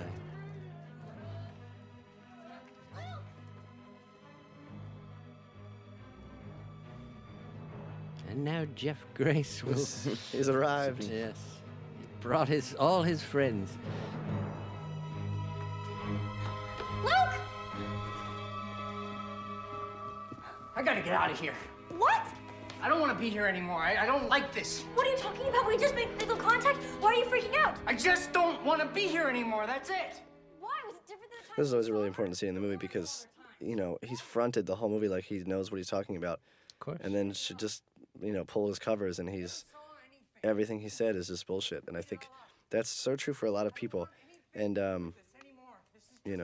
it's really kind of embarrassing for him to have this happen to him. But, and he does attempt to redeem himself later. But it was definitely a moment that some people with the script were like, oof, like that's harsh. Oh, yeah, but that's what... I think that was the highlight of the script. You really felt this reversal. It's one of those things where 3/4 through the movie, everything you've assumed is... Yes, not it is. true. Well, we know what happens when you assume. This is a great And camera sequence here. that's a great shot as well. That's all fake rain. True or false? That is a false. We only did these shots because I was supposed to cover it normally, like a regular movie, and then it started raining, and we were going to lose the rest of the day. So we did it in one shot, and we didn't know if it was in focus because there was no way to know for sure, and we never got dailies till after we wrapped. So it was one of those scenes that was so terrifying that it could come back. I could be back in LA and get the call. Yeah, it's not good because the last 2 days of shooting, we never saw the dailies until after we'd wrapped. Wow, man, because that's one of my favorite shots. It's the best. It's I it's actually amazing. thought you were a good filmmaker. Yes, and no, now I no, realize you were I'm glad I winging could it. clear that up for you. And it's funny because it's actually like the sharpest shot in the movie. So all of our fears, were vanquished. Well, you're the crack team. Now I should say that it did come up out of necessity because of the rain, but we all did think it was very cool and a good idea. No, that's what's exciting about making movies. All the plans in the world, you got to think on your feet. This is highly illegal. Can't go into somebody's room. Claire don't care. I think they're just crazy. I don't give a shit. I love her head popping up into frame. Yeah. In these shots. I will not help you. Please go away. Why should I help you? She's quite calm for the fact that this girl's in her room. That's great. Wasting my time on lowly hotel employees and their insulting ignorance. I'm still intrigued by people who wear those masks. Offended you downstairs, and I made a really big mistake, okay? But I have a problem. I'm scared. Yeah, I mean, those masks are for when it's bright and there are lights on. Yeah. Right? Although she is sleeping next to her lamp. Was that on? Yes, but she is also potentially an alcoholic, and her feelings were hurt. Oh, there you go.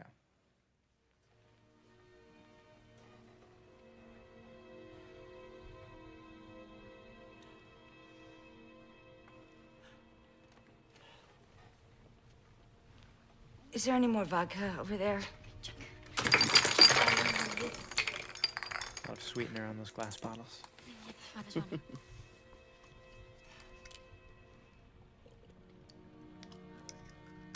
Yeah, they were plastic bottles. Okay. Take me to where it happened.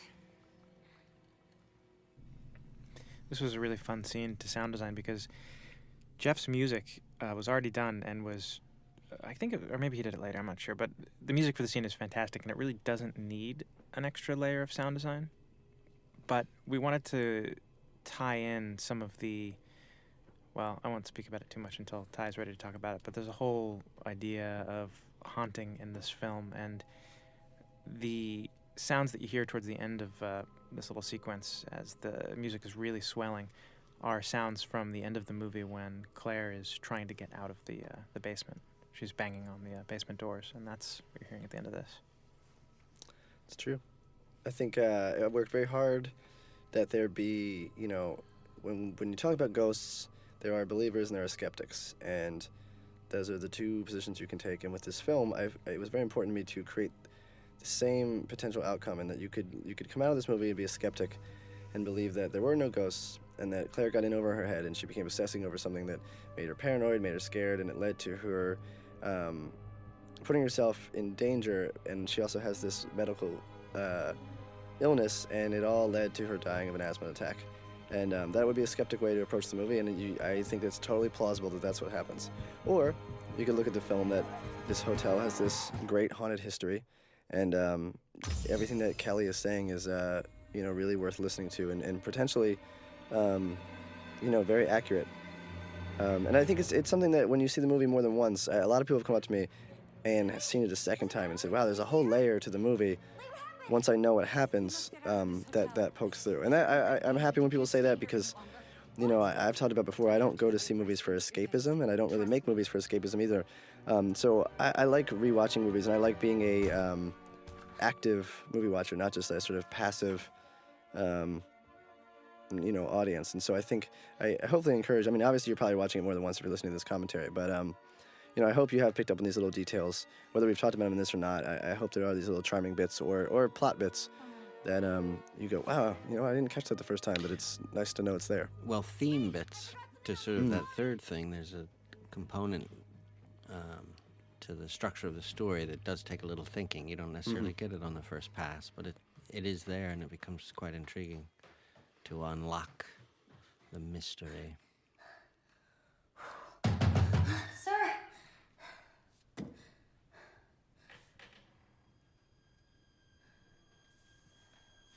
Sir! This is fun. I think we all know what's coming, and it's just an anticipation. This clip went online, which is a bold spoiler alert. Really? Yeah, it was on IGN, and it's All the way to the... yes, Yeah. the full Monty. Yes. But you know, I feel like for the gore hounds, it gets them excited because we have so little gore to represent. Yes, let's put it all in the trailer. Yes. Come for the laughs. The lighting and the wallpaper in the scene give the room such like a burnt out feeling, like it's an old, like a fire had been in there or something. It just has that vibe for some reason. At first, Jade painted the room. I forget what color, and I remember going in there and being like, "Oh, I'm the bearer of bad news. It's no good." And I remember her looking at me like, "Oh yeah," and I was like, it was like a purple color or something. It was something. I mean, it wasn't as crazy as I'm making it sound, but I went, "We got to start from scratch," and she just was like, "Yeah, okay." But it's one of those things that at the last minute came together, and I think it's great. I love the stain of the... For those reasons that you say, like, there's something Feels like something happened. Yeah, there. there's something seedy about it. And what's interesting, and I've told this story many times, but what's interesting about this room is that the only reason that this is the room we shot in is because it was at the end of the hallway on the 3rd floor, and it was big enough. It was 2 rooms essentially, as you see there, to do that long tracking shot. And I didn't think about it any more than that. It was just like, well, that's what I need technically. And what I found out after we wrapped shooting is that that's actually the most haunted room in the hotel in real life. So that the room that I made be the haunted one in the movie, unbeknownst to me, is actually the haunted one in real life. And I don't know if that means anything or if it's just a coincidence, but when you add it up with everything else, Peddler's a weird place. This really scared Sarah. She didn't like looking at Brenda hanging. It made her really uncomfortable. Because again, Brenda never broke character. So she's really hanging there. Yeah, and that's the scene that was supposed to be totally different. And when we couldn't quite pull it off, we did that. And I think it's just as effective. The other one was just a far more elaborate. Yeah, it was very cool. Let's be honest. But, well, we'll do it next time. We'll see it in the next one. I love Pat's hands in this scene when he's doing all that stuff with his fingers. Did you call the police? Nice eyebrow work there, Pat. You didn't do a sound for that? Mickey Mouse. Okay, wait a second. Hold on. Whoa, come here.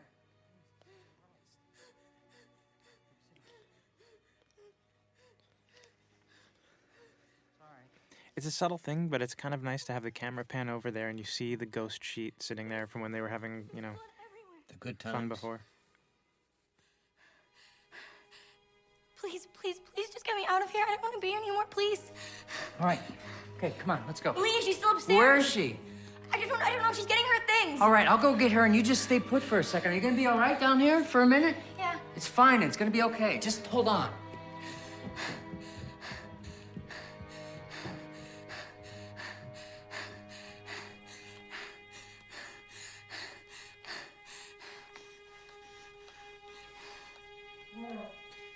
The voice that she hears here, people have told me they like that part where you hear Leanne, or Lee, or whatever her name is, Kelly McGillis, say Claire's name, which is interesting because it's actually just Brenda who plays the ghost. And it was pitch shifted slightly to sound more like Lee. Lee, is that you? So you kind of just hear what you want to hear.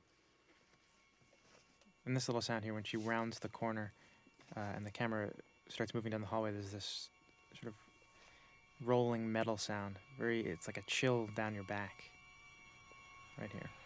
That's one of my favorite pieces of sound from this film. That's what I was trying to express earlier, that putting in these unexpected sounds with camera moves, it just becomes so Gives them weight. organic. Yeah, it gives weight to the whole thing. And you feel really wed between sound and picture. Interesting, too, which you can't really tell in the film, but all these pictures on the wall are actually newspapers of major events in the past 100 years, like JFK being shot, World War II. Yeah, I really tried to incorporate them, but it didn't make sense. But it was just I tried so hard, but I couldn't find a way to get them in there because it was very intriguing what they had. They had an interesting collection. Yeah. They're on the website, the fake website. Right. But they're like in bitmap format, so they're a little pixelated. That door closing there, too, is one of our fun surround moments. It really sounds like it's a door closing behind you. To the left? Back to the left.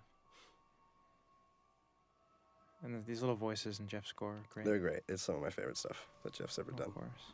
Which it's like, it's always the simple stuff that becomes the favorite, but it's to me, it's scary. I had no idea that this scare was going to work as completely effectively as it did. I mean, I thought people would get frightened by it, but... It might be the most effective scare I've ever done in 6 movies. Yeah. Like it... People scream in the theater, like shriek, blood curdling. Which is fun to analyze what works. I mean, it's a fairly the traditional silent scare. setup. Well, I made a strong effort to have every sort of, we'll just quote, jump scare in the movie be not a scare, to be like a joke. And so anytime there's a bump sound, it's for a joke. And any scare that involves a real ghost in the movie, it's played completely silent, which is the opposite of what you would normally do. And so maybe that's a crazy thing for me to do, but in my interest in experimenting as a filmmaker, that's what I went with. There's also a nice bait and switch here where you have the can. The can falls down and people go, Sets it up. oh, Yeah. and then they're relaxed, and then suddenly the... Yeah, I think that is a certain trope. The audience is given time You to... misdirect, Yeah. basically. But the audience is in on it before she is, and that's what's...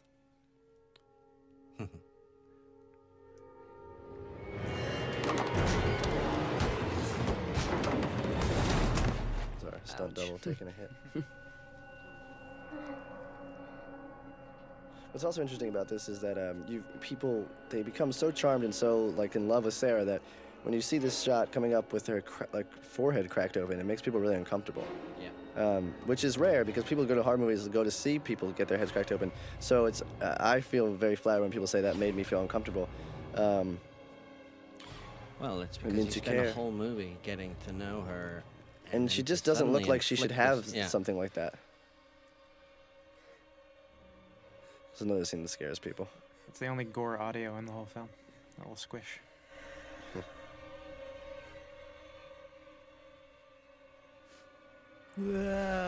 That's great.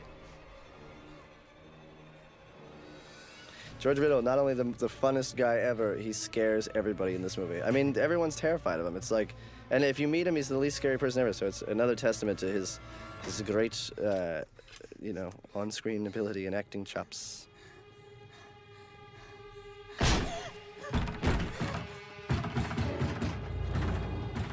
I had these very hyper-phased, like, clear kind of sounds, and they come in right on the drum beats, and Jeff's music's great, and then you add that little bit of vocal over it, and it's got this energy to it, which is really nice. It's very mean.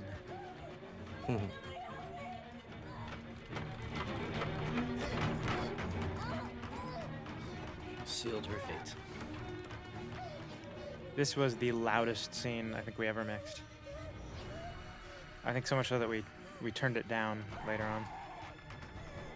Oh, the last part, the very end This here. last part here, yeah, it was just like 100 tracks of audio. This shot's so effective.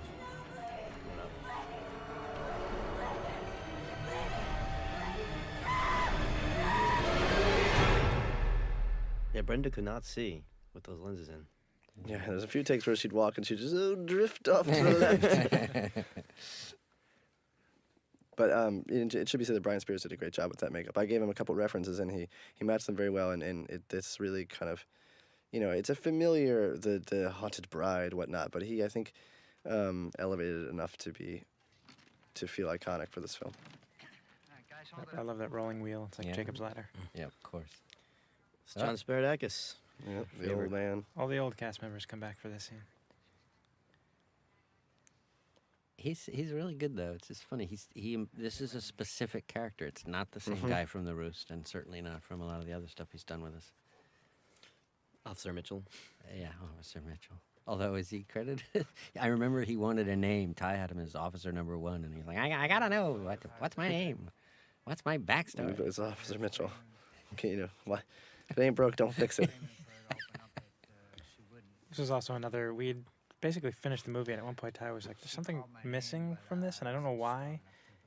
And I think you just suggested putting the walkie chatter in. Oh, yeah. When we dropped it in for the whole scene, it just suddenly felt like, oh, right. This is at the bottom of the stairs. All right, listen, I'm gonna need you to come with us, answer some questions about the gentleman upstairs. Interesting, I think the asthma inhaler, has that technology improved? No, I still have the same inhaler that I have. It's actually gotten worse. It used to be aerosol, and then they, I think, outlawed aerosol for the environment because Larry was causing a ruckus. Yes, it was one of my They triumphs. started with the asthma inhalers, and of course now they're twice as expensive and half the effectiveness. So thank you for that. Yes, good, fine. But we can all breathe a little easier. Yes. Well, not all of us. All right, thanks. Here comes Sean Reed's cameo That's right. from Trigger Man and the Roost. He actually walks like he's in slow motion. Check it out. There he is. Dropping his shoulder. That's funny. And this questionable ponytail, which I don't quite see, but because Sean has really long hair, and his style is very youthful. Anton And Sugar so, hair. Yeah, so I wanted to put a hat on him, but he had it coming out. Then I was like, no, you're gonna. So we made this really weird ponytail for him. Another CGI thing. Wasn't there police tape in this Oh, scene that's that was right. that was painted out? Yeah. Is the other thing with our thing? You'll never know. That Yeah. anything's been taken out. Yeah, we had some police tape, and it just was bogus.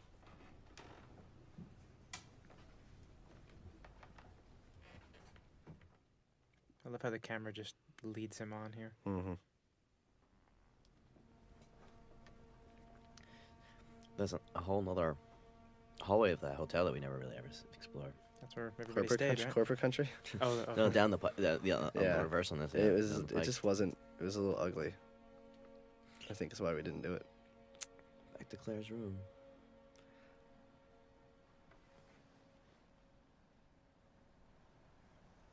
What are you doing in here? Somebody's in here.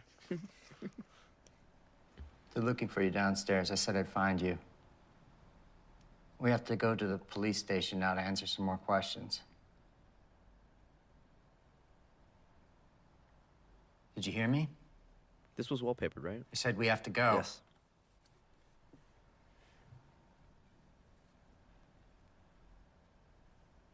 You knew this was gonna happen, didn't you? You could have done something.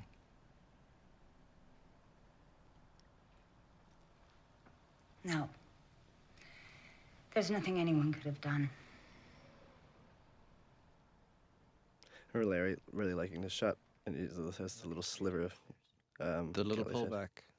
Yeah, I love that. I love a shot that develops from one sort of setup and then just gracefully gets into another thing. It's lovely. This is the classic end credits shot, but it's a fake out. Yeah, fake ending, Citizen Kane ending.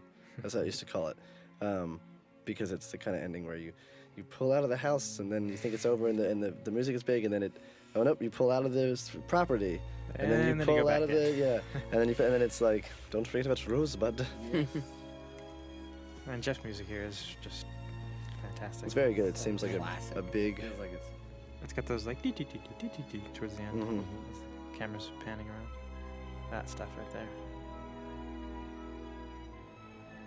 I always love scenes where, all the guys have to pull out a certain pattern. And that's Sparadoc is doing his own stunt driving.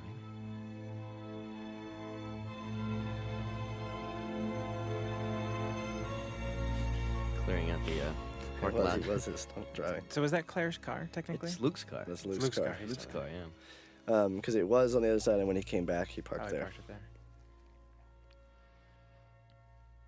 Earlier in the film, the mom's car is there as well. But The she- horrible angled parking lot. It was like a 45-degree angle. What's funny about this is another scene that was envisioned to end differently, and was not in our skill set. And I think this is a totally fine version. But what I didn't realize is that everyone thinks, The Shining thing. yeah, they think it's some sort of nod to The Shining because it's going towards the picture. And it never occurred to me until, I totally get what they're talking about. But I was just so focused on like, well, I couldn't do what I really wanted to do, so we're going to creep into this room, and it accomplishes more or less exactly the same thing. What I was, the original ending was that outside this window, you would see them leave in the cars, and they would pull back inside this room instead of just pulling back to the top of the building, and it would come through the glass, and it would sit there, and then as they were driving away, you would see a little glimmer of Sarah in the glass, and it just, part of the problem was that window doesn't look at the driveway. So a series of things happened that made it not the case. And ultimately, I think this works better, and I think the door slam gives you, like, that didn't have an ending like that. It ended on a real downer note, and this at least gave it a little bit of levity. But I don't But- think a lot of people catch it. Well, yeah, but I mean, that's fine. But I think that at least this has that door slam at the end, which is, I talked to Jeff, too, about the beginning of the music here could be a little quiet, but we had to instantly get into something fast because otherwise you'd leave the theater just, like, really upset because it sucks that Sarah dies. Yeah. Glenn did a good job with these titles, too. Mm-hmm. Lena was like, you credited me as barista and not Elizabeth? I was like, well, maybe if you'd come to a screening, we would change it.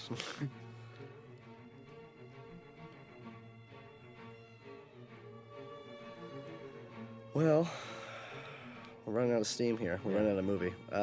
Thanks anyone who listened to this. I appreciate, you paying attention, listening to our dreck. We worked hard on this movie. We're proud of it. Didn't work that hard. Meh. I worked very hard. Yes. Any last words from anybody? No, No. thanks for coming. And look forward to the next one. Yeah, absolutely. All right, then.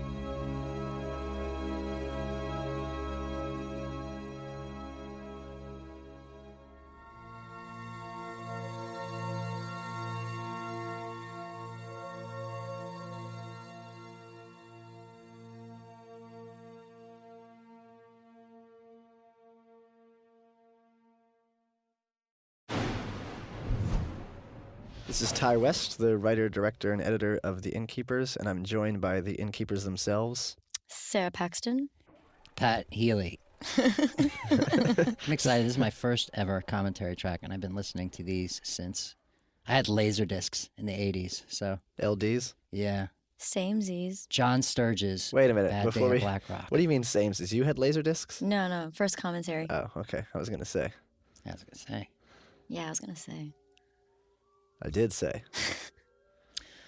I like this title sequence. Jeff Grace's score is excellent. Are these old photos or are these photos that you took? They're old photos of the actual peddler. Oh, okay. I've been there. Yes, we've all been there. We all lived there, shot there, ate there. Ty West, that sounds familiar. Is that what was like our snack room, green room? There's some debate, but I think it's actually the ballroom where we ate lunch all the time. I think, but no one's quite sure. Oh, I know. I was going to ask you why you chose to put our character names up front. Any reason? Because there's so few characters in the movie, it just felt to me to be, I don't know, for whatever reason it felt appropriate. I also just, aesthetically, it's appealing to me for some reason. Yeah, I like it too. The woman and a child. It also sort of like separated kind of the three of you from the others. It just. I figured it was some. Plus, I like title sequences, and I like somewhat, like almost like TV movie-ish title sequences. So, I think it fits in with that. Yeah. This is like from the 70s. No relation, by the way. Has that been discussed? Lisa Fields cast me in Pearl Harbor. Lisa Fields, who I think none of you met on this movie. I met her like 12 years ago, 13 years ago. I'm a big fan of Lisa Fields. Elliot Rocket.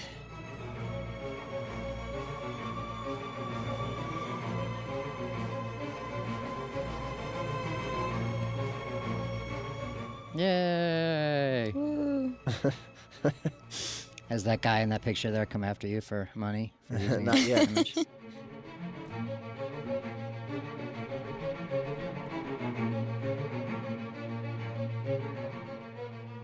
All right, thanks everybody. Bye. When I first wrote the movie, I just because I have to give it a title or I can't write, and I didn't think of The Innkeepers right away, and I call it The Long Weekend. And everyone who read like the brutally rough draft was like, "You can't call it the." I was like, "I know, I'm not going to, but I just need it for a placeholder." Right. And was that good because there's already a movie called Long Weekend? yeah, there's actually like 10, but there's one in particular that everyone was thinking about. Academy Award winner, Yes. Billy Wilder. Going out of business. I just read something on the internet, which I know I shouldn't read, where somebody was like, a place going out of business wouldn't have a going out of business sign on it. That's why I don't go on the internet anymore. That was the last straw. Yeah. Little Dutch boy. Oh, so cute. Yay. Check Yeah, this Sarah, out. do you want to talk about your Dutch look? They're looking at it. It's my Dutch look right there. It's about to get ugly. Ah! Ah! First scare of the movie. Some people have asked me, people think that's a Twizzler. It's actually like a beef stick, like a Slim Jim. That's disgusting. And I ate about 13 of them. But it made great comedy there with the It was your lion idea, tamers wasn't with- it? No, I don't think so. No, it was Ty's idea. Wasn't that in the I script? think it was in the script. I don't know if it was the. It had a funny name, well, didn't it? It's my idea to spit the it one out. that we actually used. Yeah. It was like, I forgot the name of it now. Send it back to Panna suck ass. but I didn't anticipate it to be that large. That was a good ad lib from you. The Panna suck ass gets a good laugh. That's an ad lib? I think so. Oh, I thought that was in the script. Well, thank you. Yeah, I'm pretty sure it's an ad lib. I know that my hair, people have been asking me about my hair, ended up like that because there was a picture of me on Facebook where I'd just gotten out of bed, and Ty liked it and said I should have my hair like that. And then I wore my glasses to rehearsal or something one day, and he said I should wear my glasses, so I got stuck looking like that. We were going through a Tintin phase. Yeah, it's Tintin now that the movie's out. People would say Tintin, but some people say faux hawk. It's kind of funny if it's a guy who has a faux hawk long past the point where he should. Right. Right, Sarah? This thing still scares me. I'm getting sweaty just looking at it. You had never seen this. Not only had you never seen apparently the internet before because of how many of these things are on the internet. Internet? When you actually jump here in the movie, it's genuine because we didn't let you see it before. Sorry. She did it again. She did it again for real. It's so I enjoyable. hate it. I hate it so much. Oh my God! Every time. The beef stick has turned into like the weird cigar, like Dutch from Predator cigar. Dutch. Yeah.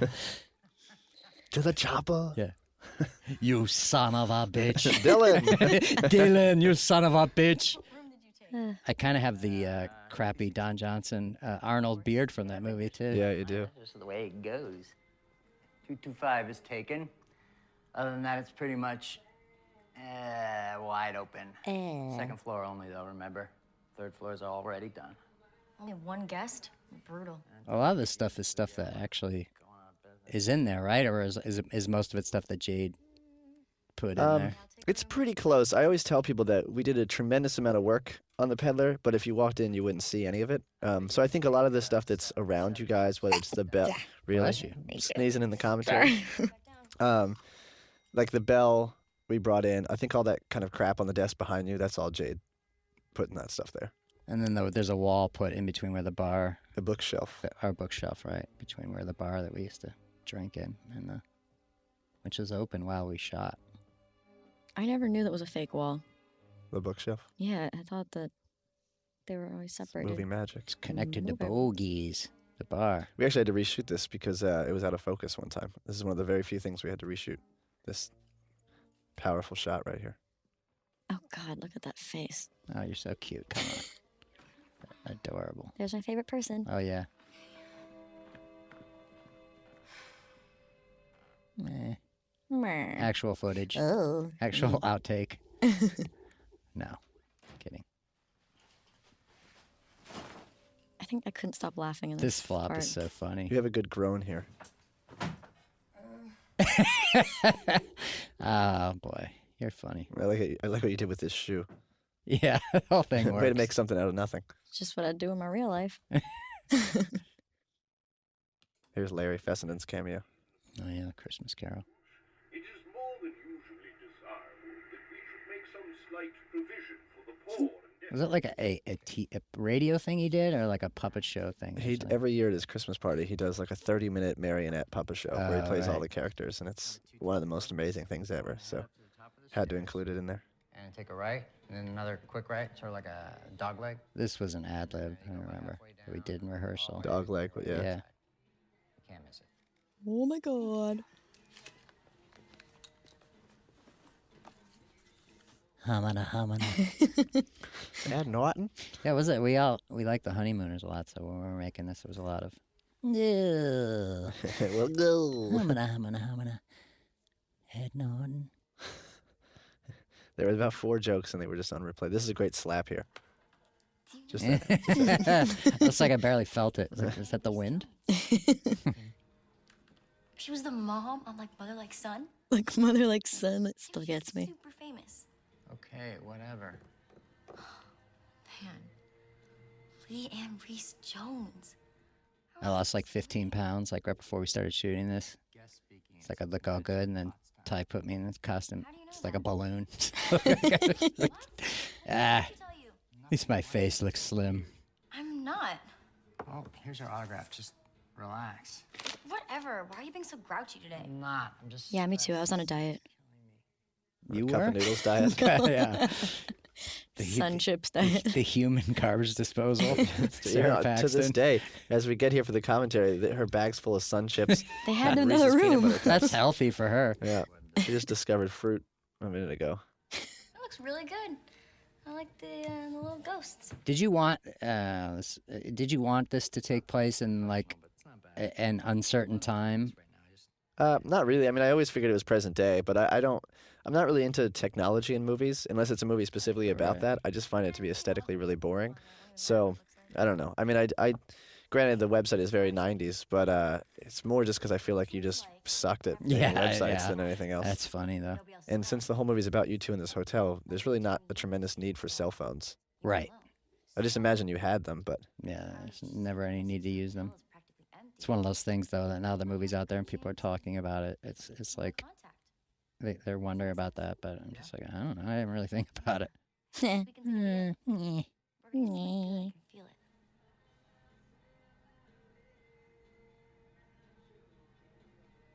What? What? What? What? It's the Healy telephone. Front desk. that take is funny to me. I left it in because you do the kind of paging Mr. Herman Yeah, kind of thing. yeah. And the rest of the takes you didn't answer it so low, but I just found it totally weird, so I left it in. There's weird things that are burrowed in your unconscious because you've seen something 500 times that you don't even know you're doing when you do it. Wanted to see me. Ooh, the lady with the kid? I know. What's her deal? She was giving me total aggro vibes upstairs. She had a huge fight with her husband, and she's staying here till Sunday with her son as payback. She's having a very hard time, and she wants him to realize how hard his life is without her. There was all that stuff with Ghostbusters because, like, I'd seen Ghostbusters. I saw it like 9 times in the theater when it came out, and I've seen it probably 100 times. And I wasn't like trying to imitate Bill Murray from Ghostbusters, but I just all of a sudden find myself realize that I was doing it to the point where I actually made a reference to it at one point. But that's right, boys. It's totally unconscious, but there it is. This is where I had to cut out a famous scene because Sarah couldn't do it. What? So funny. Right before she knocked on the door, I did a shot of her walking up to the door, and it was from the peephole's POV, and it was really kooky wide angle of Sarah walking right up to it and then sort of knocking off camera.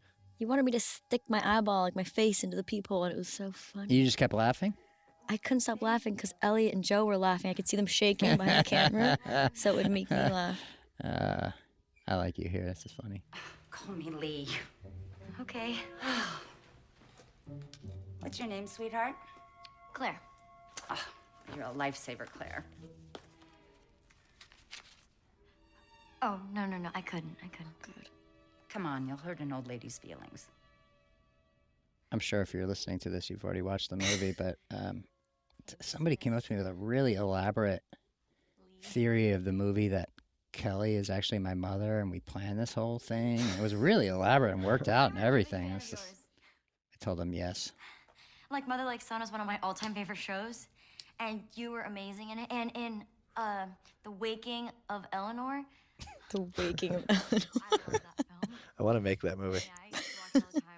That's like a 70s made-for-TV horror I know. movie. I want to make it with Sarah Paxton and Sarah Polly playing cousins in the autumn. It's very nice of you to It'd be good if they reanimate the body of Eleanor Roosevelt. Goes on a rampage. Desk. So, if there's anything else that you need, just let me know. I mean, this is our last weekend open, so Luke and I are the only people on staff today. Yeah, we're actually sleeping here instead of going home. It's pretty crazy. I meant in life. It was actually convenient because Kelly smokes a lot. Yeah. And so, because we did a lot of takes of this, and that's a lot of cigarettes, and she had no problem with it. No. I remember getting kind of buzzed in the room because there was so much smoke. Didn't you say when you first Skyped with her she was smoking? Yeah, it was kind of amazing. She like blew the smoke into the camera's face. It was like it was almost like I was right there with her. Wow. It's kind of like, in between stuff. The only real question I had for Kelly, I mean, we talked a lot, but the only real fan question I had for her was, did that guy in Witness who was in the grain silo that got covered in all the grain by Harrison Ford at the end actually survive in real life? Do you know what I'm talking about? Uh-huh. Because he looks like he's dying. That was it.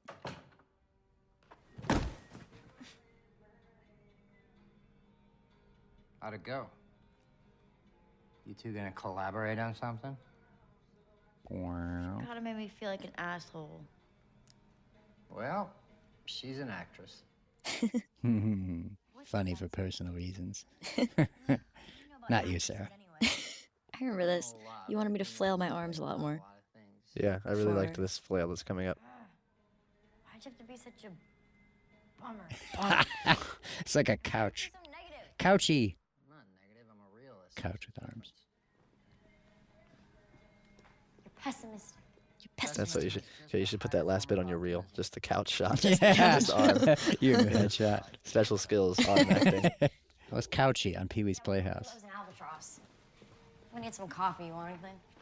I do not. Fine.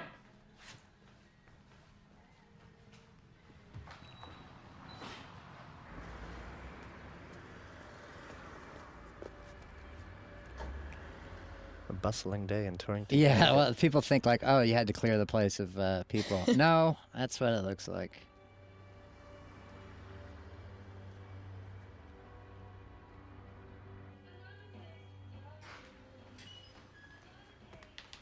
Hey, how's it going? Lena Dunham. She's so funny. A lot of takes got blown here of people laughing. I was really holding it in. Laughing at because Lena was so funny. She was so funny. Yeah. Take your time, and if you have any questions, just let me know. Is she ad-libbing in this? I wasn't here for this. Parts of it are. Yeah. This Harvest Nights is a callback to Larry's film The Last Winter, where they have a romance novel called Harvest Nights. And then this One-Eyed Cyclops is a joke from a car convention where someone was advertising a one-eyed Cyclops for sale, as if there's any other kind. Yeah. Never mind. I will have a large soy mocha latte with a pump of caramel. Good choice.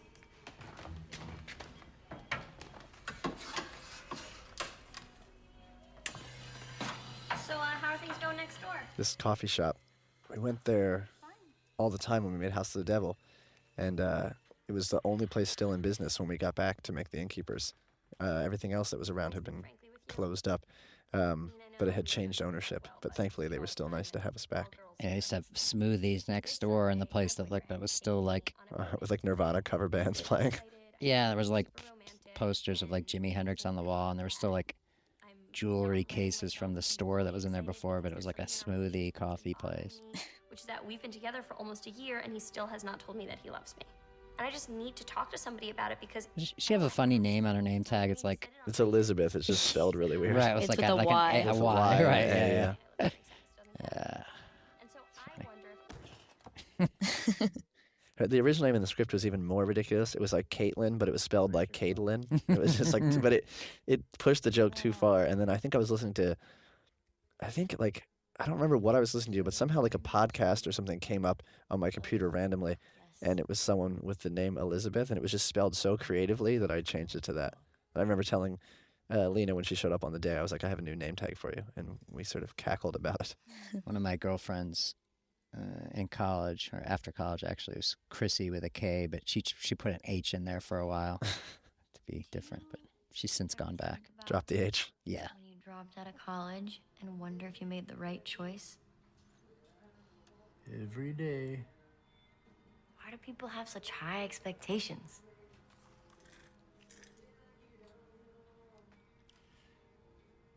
Everything happens for a reason, Claire. Nobody just ends up at the Yankee Peddler. Dun dun dun. Well, everybody asked me about that line too, like there's some hidden meaning there, but I never thought about it being any more than it was. I think I might have thought about it a little more than that. Yeah. I need to go upstairs. There's a lot of like little things like that if you watch it a second time. I mean, there's plenty of stuff that's genuinely little foreshadowing and plot details and extra elements if you watch the movie a second or third time. Yeah. But there's also little throwaway lines like that I tried to pepper in that, you know, if you know what happens in the movie, it's sort of like, that's a funny thing to say. I know that I made up that line, and my eyes were doused with Tapatio. Tapatio. And no sponsorship deal yet. Douse your eyes with it. It's like the Tabasco thing. You can have it on eggs. You could douse your eyes with it. Duh. Oh, and if you get the itch to do any recording, the recorder is charging in the back office. You remember how to use it. You just plug the microphone into the... I know how to do it. I get it.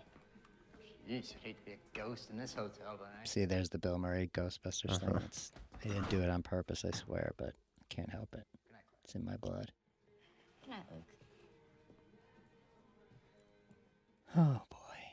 Oh, boy. Walked up those stairs a lot. I don't know if it's that shot or there's one part where you're looking at the, I think the porn websites on the computer and you click one and the computer was actually connected to the internet, and it went on, and it went to real porn. And you try to hold it in, you're like, oh my, oh, and then you try to like keep acting, and then after a sort of cut, you're like, there's real porn everywhere. I remember that. And I feel like I used part of the take and just cut around it. I can't remember, but There's real porn. your eyes like blew up huge when you click something. I think it's here.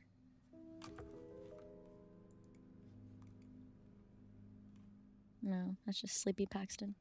Where is your website?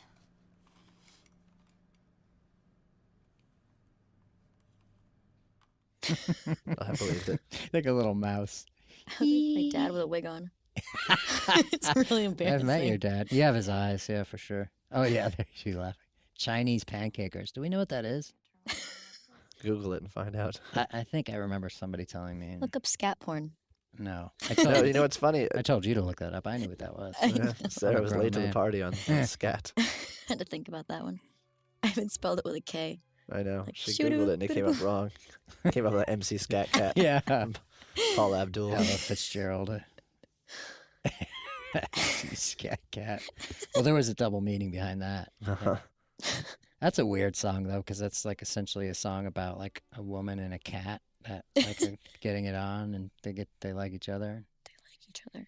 They What's like- wrong with they that? like each other's differences. Yeah.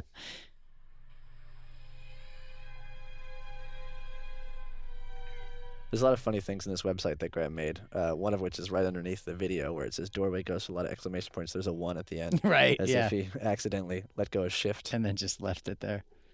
More videos. It's like This the made us broken crack legs. up. That's I really liked that. funny. That always gets a laugh in that. His gyrations make me laugh.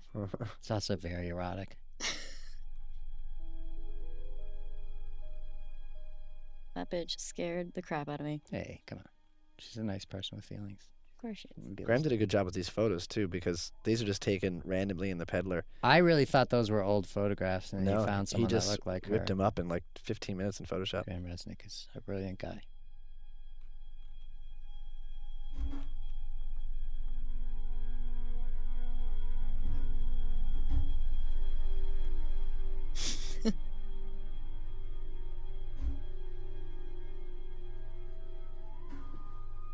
These little flutes I like a lot. Mhm. They're a good touch by Jeff. The rites of spring.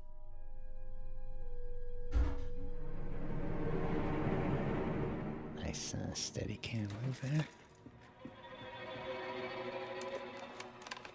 Dutch, bro. Little Double Dutch. Dutch. Boy. Mm-hmm.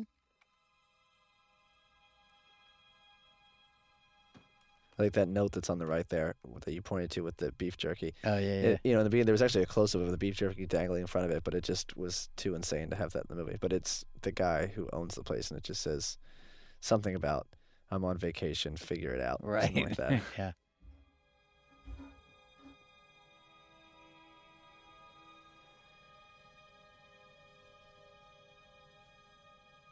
I think this is the start of, maybe Sarah, you can remember, but this might be the first time you snail bucked in the movie. Oh yeah. This was full blown snail buck. Uh-huh. What is this? Snail buck is when Ty wanted me to go extra slow, like turning a doorknob or walking. He would just tell me to go snail buck, Right behind you there, in reality, is the hair salon in the hotel where. where I actually got my hair cut. Yeah, and me as well. I got my hair cut and colored in there. What? Buxom Betty's or something? Wasn't that gift shop called something like that? Buxom Betty's.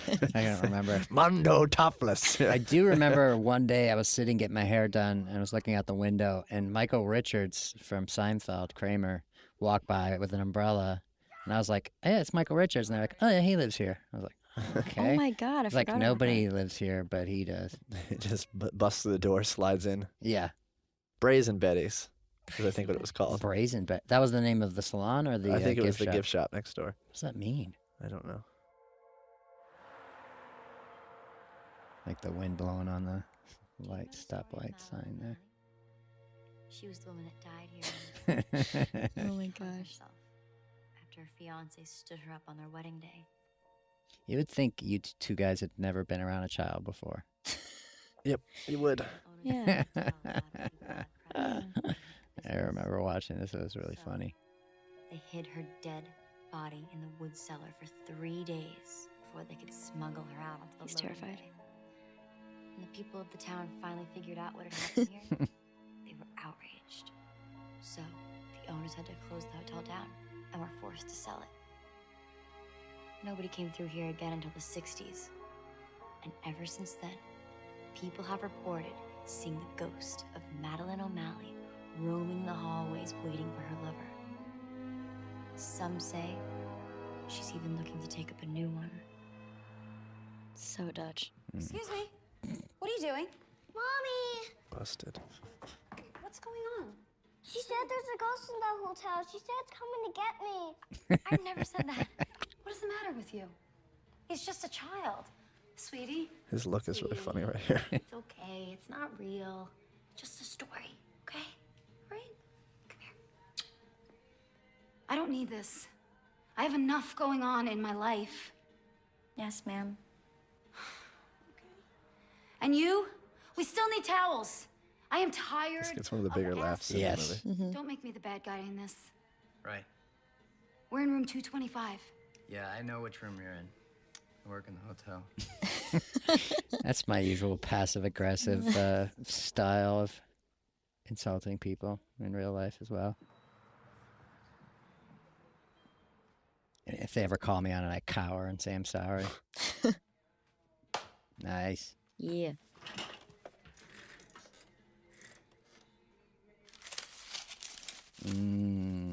How many sandwiches did we eat that day? Oh, God, that was just shit. So many sandwiches. Bologna, which is something I never eat. Oh, I bought that cheap bread. I can taste it. Never skimp on bread. This is what, day 2 or something? This is the first stuff we shot with you Yeah. guys together? Mm-hmm. Oh, is it? I think so. I think day 1 was just Sarah in the laundry room recording stuff, and maybe in this room recording stuff, and then a little bit with George. See, in look the how much hallway. we liked each other already. Yeah. All right, I'm not going to speak for you, but I don't know. I don't spend my time trying to figure out what women want, especially dead ones. Please. I wear my watch like that. People think it's weird. I wear that like that in real life, as you can see, with the face on the inside. I see that. It's true, people. We're looking at it right now. And famous actor who wears his watch like that in every movie? Anyone? Pat Healy? No, the famous actor, I said. Bruce Willis. Air. Check it out. Not anymore, now that he's been outed. Yeah. He's going to be awful mad. I accidentally bumped into Bruce Willis the other day. Like, literally. Walking forward, looking backward. Wham. Bruce Willis. Where does something like that happen? In your house? I think I had a meeting. I had a meeting at some hotel, and I was, like, lost in the lobby. Just, like, bum rushed him. Excuse me. Pardon me, Bruce Willis. We have to. I mean, imagine how she feels being stuck here forever. Did you demand to not eat bologna, or was that a choice on your part, Ty, that she had a different kind I think 2 bologna sandwiches look too ridiculous. Right. In all seriousness, I think like if you were both eating goofy bologna sandwiches, dare I say, it took you out. All ass kissing aside, this to me is my favorite thing in the entire movie. It's so funny. Yeah. I laugh so hard at it all the It's time. my favorite thing I've ever shot. It was really Fair. heavy. This is like a great old silent short movie. The old Paxton Shuffle. So was this planned at all? I mean, in terms of what you Yes, I mean, it was all exactly planned. It's just still a miracle that it went off as well as it did. Just so good. When it got stuck in the dumpster, I knew that you would use that, and I was trying so hard not to laugh. I just hope you get offered every comedy in the world now. This is so funny. Everyone's done this before, though. Get the I know, but it's just your timing is just. That's the one. Like, I got it this time. Nope. This is where it became the take that I had to use because this. The rest of them, she got it in. I was This one trying just- so hard not to laugh. We put a funny sound into after when you wipe your chest off. We put in like it almost sounds like a dog. That Yeah, part. that's why I shook my head because I was really trying not to laugh.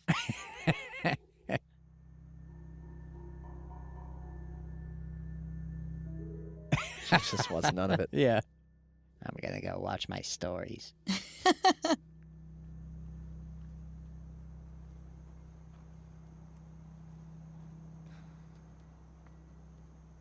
So you get the funniest thing and then one of the scariest things, like boom, boom. The Adventures of Sarah Paxton. What would I do now? This was terrifying. This was major snail buck. It was. You were snail bucking. It's funny. Right before it cuts to the inside, had I let it go a little bit longer, there was a whole lot of crack in this shot. Yeah. It would give us an NC-17 look into it.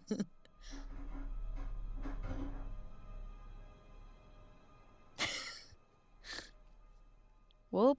Yeah. Yeah, I'll go in there. Crack attack. Yeah, in the original, the camera actually went inside. In the crack. Yes. Yeah. It's like a... It was a push-in.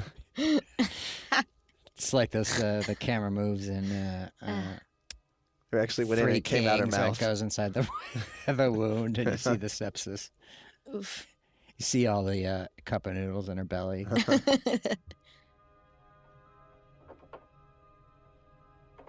Snail buck. I remember when we did this, there was some big debate about, how to animal wrangle this bird properly. And I just thought you throw the bird at her face, and everyone said, that's unreasonable. No one would ever do that. And then when the pigeon wrangler showed up, I said, well, what's the plan here? And he's like, I'll just throw it at her.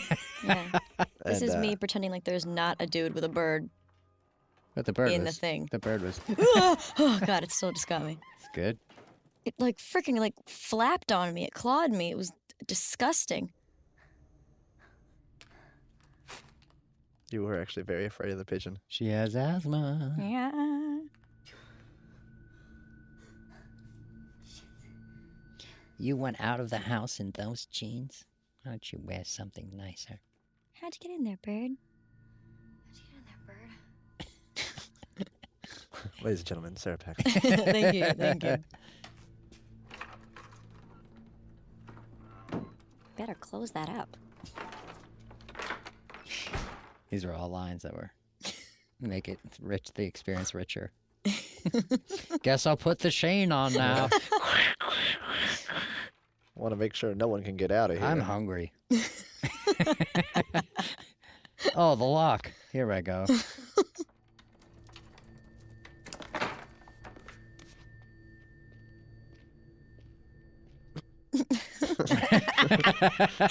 I guess it is kind of silly when you dissect it like that, but you don't. I mean, I've seen this movie many times. I never think about it, but I like this part. Great. You're not going to believe what just happened to me. The old toilet gag. Yeah, always funny. Someone's taking a dump. Yeah. There's an entire, decade of Married with Children based on this joke. Nice. I love the look on your face. It's my post-dump look. Drop 5 pounds. I'm a pumpkin. I gotta kill the snake. Don't forget to record. I left a list for you on the desk. I remember doing this shot A zillion from times. above like 13 times. Yeah. It was a really tricky one to get the timing right. And it was one of those ones that if it wasn't exactly right, it was like zero funny. Yeah, and I don't know. I don't know that I'm not. I think I could have done more there, but hey, what am I, Schindler? Come on. This is EVP. This was the first day. Yeah, this is the first shot, actually.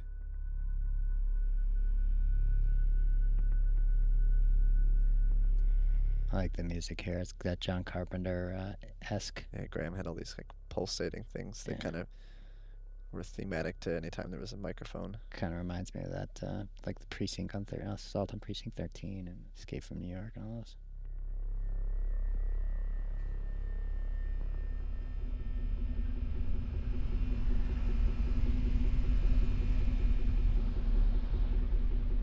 This is something we tried hard to do because I don't think we'd ever seen a movie that went into the perspective of someone. Maybe there is, but I wasn't familiar with a movie that. Listening on headphones. Thing? Yeah. Yeah. No, I don't recall ever. There's great stuff. It's like when she moves the mic up here, all the sound goes with it and things like that. I mean, I guess the conversation plays with that kind of stuff somewhat, but like it seems really new and different in this. Yeah, I mean, I think the conversation isn't as perspective driven. No. I mean, I know you notice it right in the beginning where she puts the headphones on and you hear me talking to her, right. That scene, and it sets it up. It's really great. It also sets up this whole sort of subjective experience, the movie from the point of view of her subjectively at this point. Yep. And then people watch it on their laptops and they go, I didn't notice any of any difference in the sound. Yeah, but if you watch it with headphones, it's kind of cool though, right? That's true. It's like when you listen to Sgt. Pepper's with headphones, man. Listen to the words.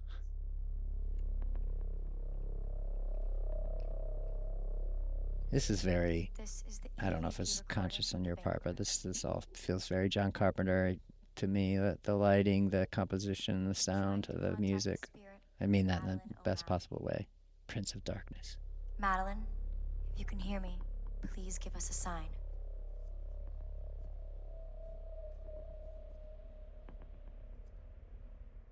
It's a whole day of Sarah sitting on this table. That's where we all actually ate every day. Yeah. So I probably had some food at some point that had Butt Sarah's juice. ass stained on it. Butt juice. I sat there for a long time. I sat there. The rollini. Remember those? It's like beef rolled up with sausage meat inside of it. I just remember gyros. Yeah, lots of gyros. I think those are the ones that put me down in food poisoning for a couple I'll let days. you call it gyros. Oh yeah, you had a day where you were like dying. There's 2 days where it was just both ends. IV coconut water It was on you bad. and a wet towel on your head. That's pretty early on. Yeah. I mean, not that the shoot was that long. It was, what, 17, 18 days, right? It's the first time I'd ever gotten really sick making a movie. I went down hard. Damn it, Luke, you said this thing would be set up.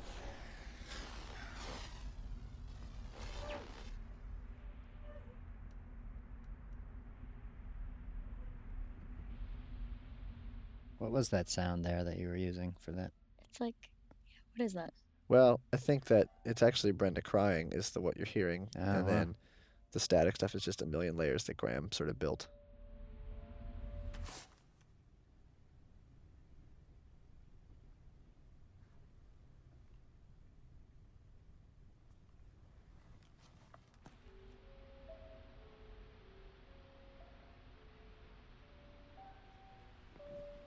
Uh-oh. Say, what's the big idea? I gotta go.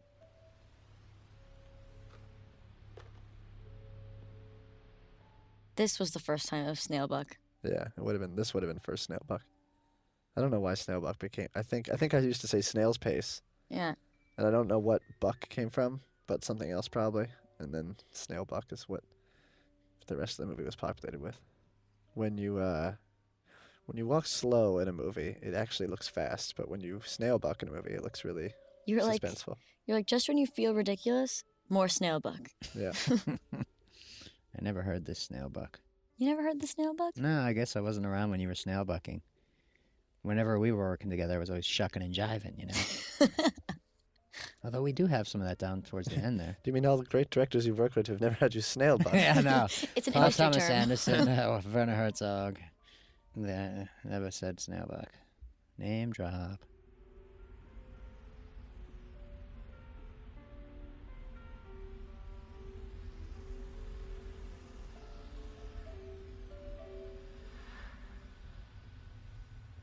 What?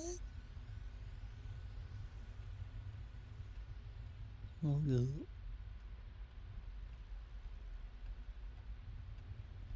Didn't I break that couch at one point? It did break. I don't know if it was your fault. I think it was some grips sat on it. All right. But there was always a sign from Jade that said, "Don't sit on the couch." Yes.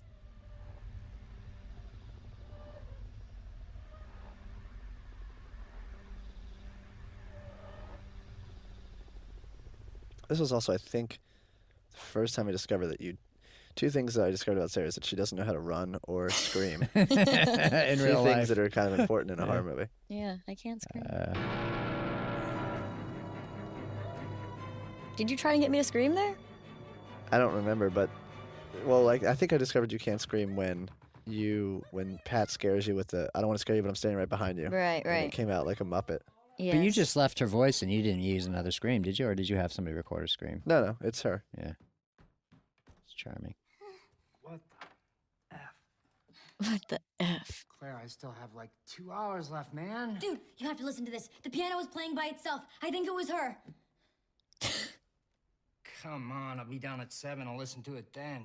No, I'm scared. This thing with you and your underwear and her not going in was actually Jane Addams' idea.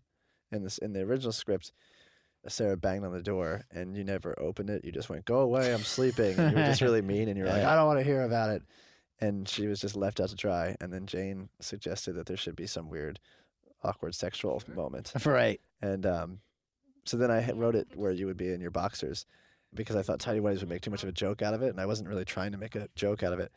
But then the boxers just didn't register as anything. Like they just, so we had to go full Well, tidy those were whities. because I was a little heavier and then I lost some weight, so those were actually busted out tidy whities because I had like broken the elastic on them or something, so they were like this weird Listen, netherworldy, nothing wrong with saggy tidy whities. no Pat. assy. I Nothing. know there isn't. I wouldn't have shown it on screen. I was trying so hard not to laugh. I like that me like adjusting my neck became like a horror moment in the trailer. It was the one thing I almost told them, like, that's a bit much, but it is such a cheat, but I was like, when am I It's ever going good, to have the though. opportunity to have a cheat like Yeah, that? that was good. Yeah, it definitely, I flagged it when I saw the first cut of the trailer. I was like, that's really bold, but I don't know. Remember in Twister when the wheel hit the camera? That wasn't in the movie? Right. Now everyone does that in every trailer, Yeah. though. That's the thing that I do, literally do every morning or whatever. Now I always think about it as being something horrific. So thanks, Magnolia. Come with me for a moment. That was one of the first times, I think, that last argument where Sarah kind of loses her mind. I want to say that was the first time that I gave you the direction to go more Costanza. You kept telling me to go more. Yeah. But I definitely think more that was the Costanza. one where you were like, ho-ho! Ho-ho-ho! I'm losing it! And I think that was the one where we established Costanza. And then it was brought up again when Pat scares you in the Yeah, previous scene. I remember hearing it. But I then. think it was the hallway where it was the only way I knew how to articulate you like going crazy was to do it like Costanza. To be like, leave me alone, Jerry! There's a Seinfeld thread running throughout this whole movie.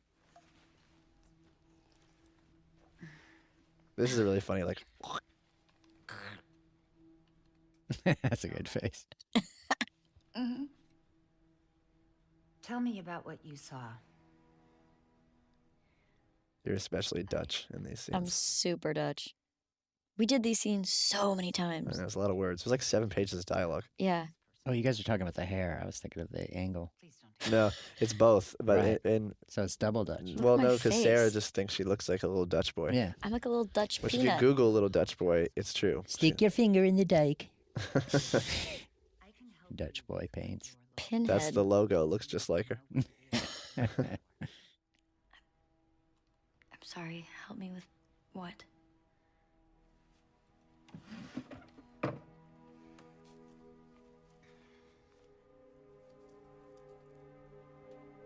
Crystal. Cristal. Crystal, y'all. There was also like a kind of a modern hip hop theme that would run through, particularly the camera department. Every time we would switch to, we usually use the 20mm lens for almost everything. Well, not almost everything, but it came up a lot. And whenever we would call for it, it would always go 20, or we'd switch to the 40. I believe that prop is referred to as the Cristal. And the other running gag, of course, is the video that we watched of the Popeye's chicken that was out of chicken on YouTube a lot. There's the one guy that asks when he gets up to the drive-through window, "There's no chicken, or they're out of chicken?" Which is a really strange question because what would the difference between those two things be? But so that just became everything. Like, there's no lights or the out of lights. Yeah. There's no crystal or out of crystal. And then, of course, salsa snack. God, I can't God get help Tub Girl anyone out of my that head. looks that up right now. Don't do it. I got tricked. Ghosts, spirits. There is no real in this world, Claire. It's all a state of being. There are no beginnings. There are no ends. There are no ghosts. We're each divine beings that incorporate one energy in the universe, like droplets of water in a vast ocean. This idea came from a bunch of things. One, when we made the film, and I don't remember if I talked about this on the other commentary. I talk about it a lot, though. When we made House of the Devil, Dee Wallace, she came to hang out for a couple days to be in the movie, and Dee is a spiritual healer, and that's what gave me the idea for this character. And it's in no way a reflection of Dee Wallace, because Dee is just like such a sweetheart. She's one of the coolest, funniest, nicest people I've ever met, and Kelly's character is just kind of a jerk. But I had never seen anyone do anything with a pendulum and done this sort of spiritual healing thing before. And she did it in The Yankee Peddler, and it was really fascinating. And so when I came up with this movie, I wanted to include that because I wanted to include this sort of psychic, ghost whisperer kind of angle. And I thought, well, that's what happened to me. And it's kind of interesting that if, everyone was so excited to meet Dee Wallace around the hotel, her reputation preceded her. And I thought, whereas Dee was such a sweetheart, what if she was just a total jerk? And that's where the idea for the character first came from. And then also a friend of mine got obsessed for a little bit with Deepak Chopra, and I had to hear about it all the time. And so I would hear all these things, these synchronicity things. So when I was writing this movie, it was just sort of around me all the time, and that's where these ideas came from. Yeah, I remember a few years ago, it was just like Eckhart Tolle, Yeah. everything. Oh, God. Did you die in this hotel? Was that you playing the piano?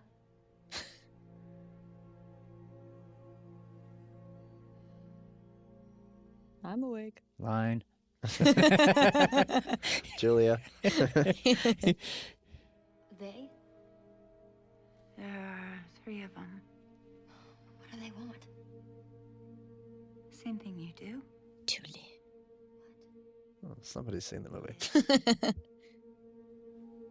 But they're not alive. Durr. There is a 5th element. Something about the basement, a mistake. Oh, shit. Oh, snap, a mistake. In the basement? For real? You mustn't go down into the basement. Why, is that where she's trapped? Is her spirit trapped in there?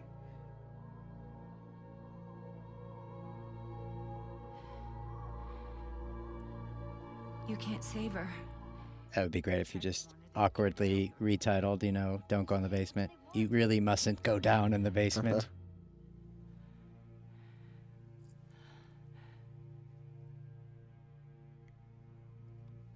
What happened? I lost contact. Balls.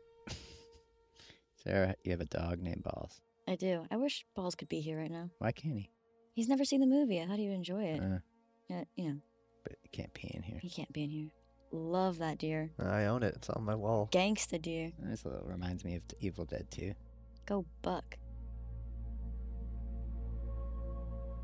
That's where Buck came from. Are you sure? I don't know if that's right. Okay, I don't know. I wrote this. I have the worst handwriting ever, but I discovered that it was girlier than your handwriting. Yeah. It was girly. We had 10 people write it, and all of them looked terrible, including mine. This So part I just makes me feel selfishly went. awkward. Nobody asked me. Looks so weird. Look at You had that. some sort of weird pink tube top on when we shot that. That's what I remember. I did. It was so awkward. This next shot here, when you get in the bed. Oh no, it's a couple shots away.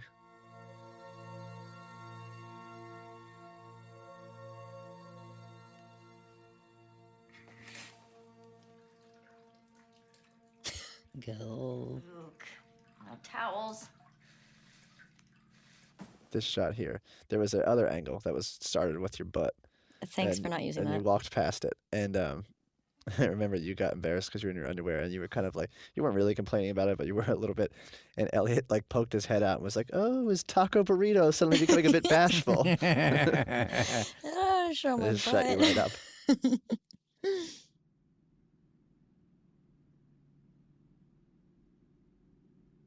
Is that your stomach? Yeah, sorry.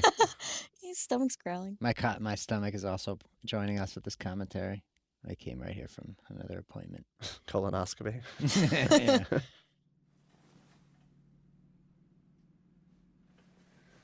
This part was really scary. Poor Brenda.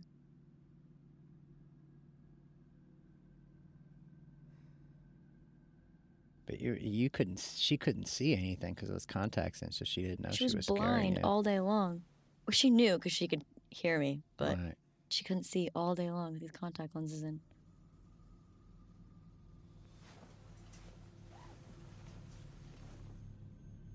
Yeah, this still freaks me out. Mm-hmm. This stuff all looks really groovy. We went a bit blue with it, which I don't usually do. So Ugh, God, here we go. Cover my eyes.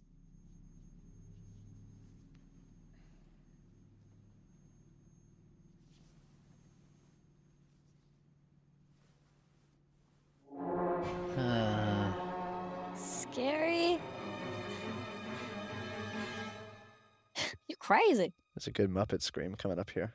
This is where I learned Sarah can't scream.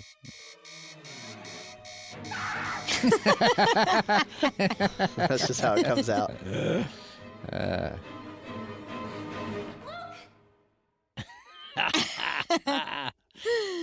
good stuff. Do the no pants dance. I remember I bought that shirt for you at the Salvation Army around the corner. We had a bunch of shirt options, and I just wasn't really psyched on them. So I went over to the Salvation Army and just sort of spent a day Best shopping. cut here And I is found great. this bird shirt. Do you still have the bird shirt?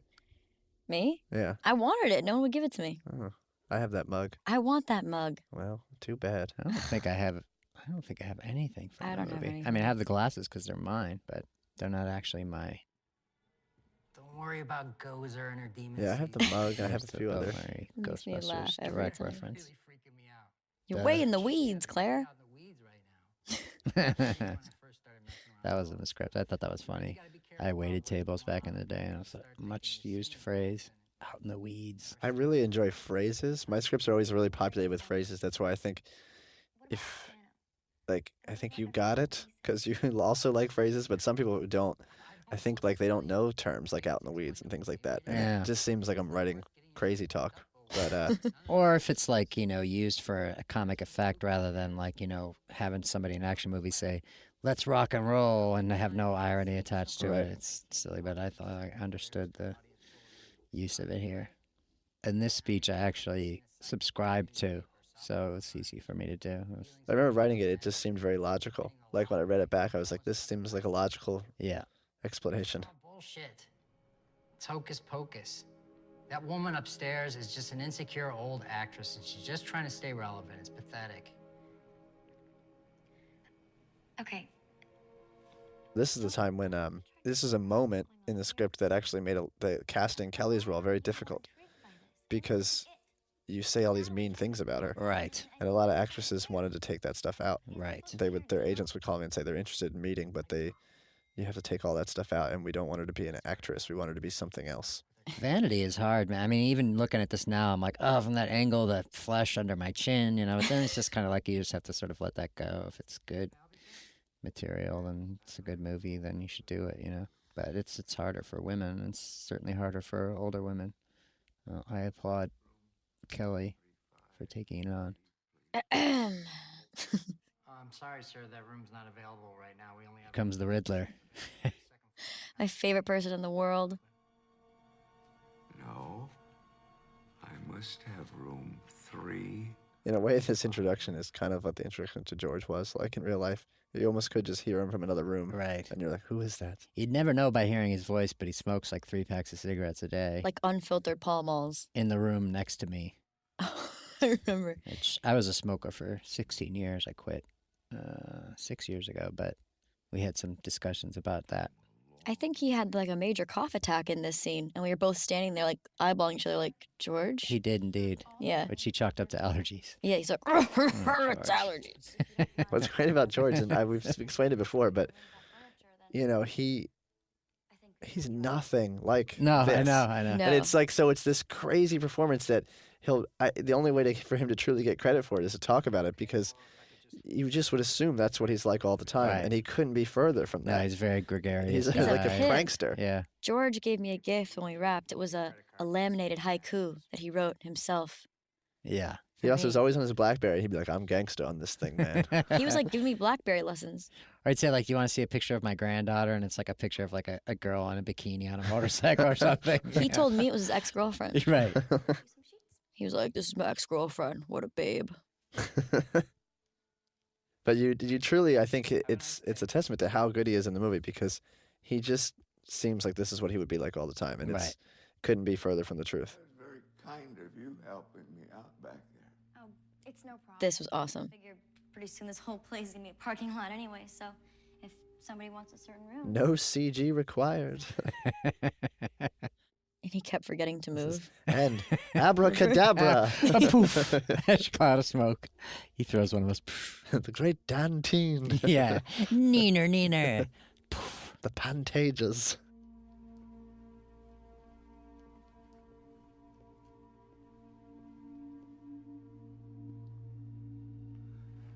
This was day one. Thank you. Jumped right in with Yeah. George Riddle.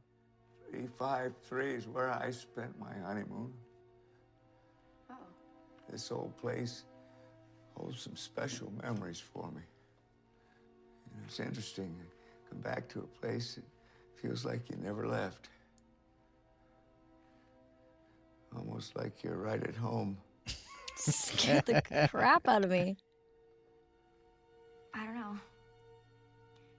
Why don't we get you upstairs? The shot where you guys walk away. I mean, when Larry first saw it, he said something really fun because he came to set this day, and he said something like, "Oh, the Walt Disney walking away," and there's some sort of weird 30s Walt Disney vibe to that shot with him carrying the briefcase.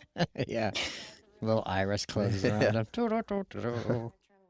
We did this take a million times because I didn't cover it from any other angles, so this is the only shot, and I remember doing like 9 takes of it or something, which is very high in my world. It's always those ones. It's like there's like really complicated dialogue scenes are fine, and then like the car pulling in the driveway has to be done. Well, part of the reason we did so many of these is because there's nowhere to cut to, so it's sort of like you just pick one when you're editing, and so you have to have a bunch of. But I remember it shot a lot of film doing it because they're long takes.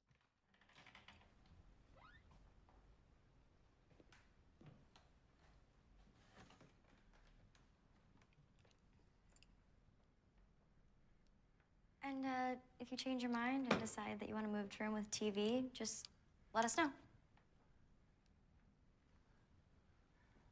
That won't be necessary. This is just what I came for.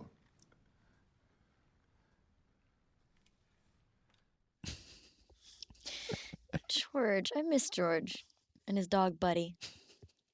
Oh, and I saw a clip of the behind the scenes that Pete was putting together, and Buddy's standing on 2 legs in it. Yeah, he stood on 2 legs and was as tall as George. It's an amazing shot. Balls is in the behind the scenes as well. Is he? All the dogs are. Buddha was Kelly's dog's name, by the way. Buddha, right. And Sebastian. They're all the dogs are featured in the. Schlitz.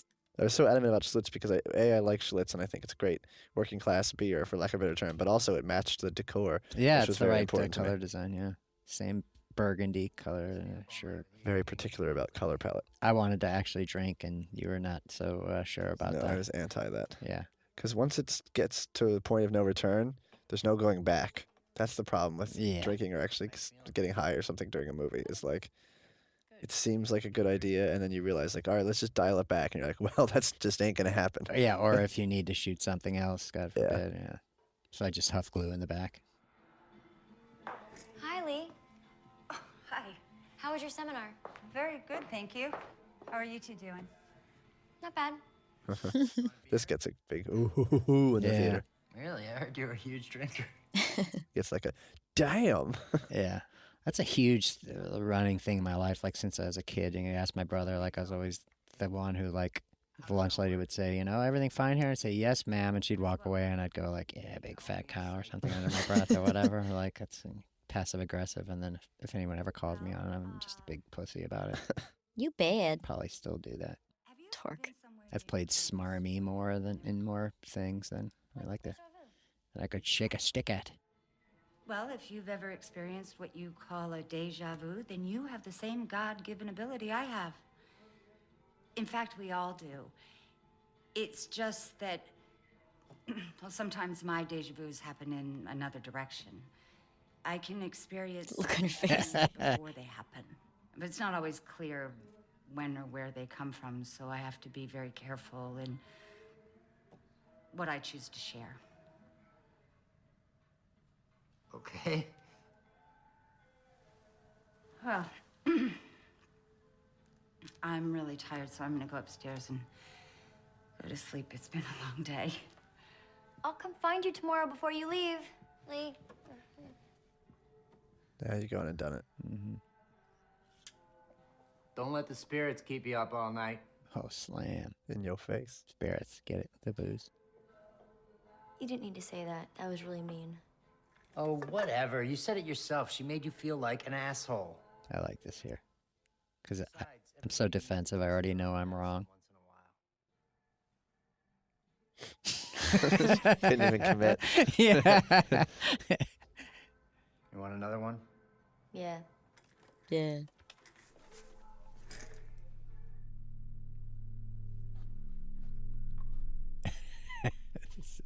bizarre. This was so much fun.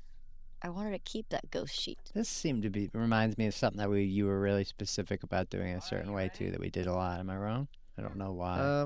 I don't remember. Just the way we started it off. Yeah, I mean, I knew that how I wanted you to kind of come into it, but I don't know, maybe 6 times.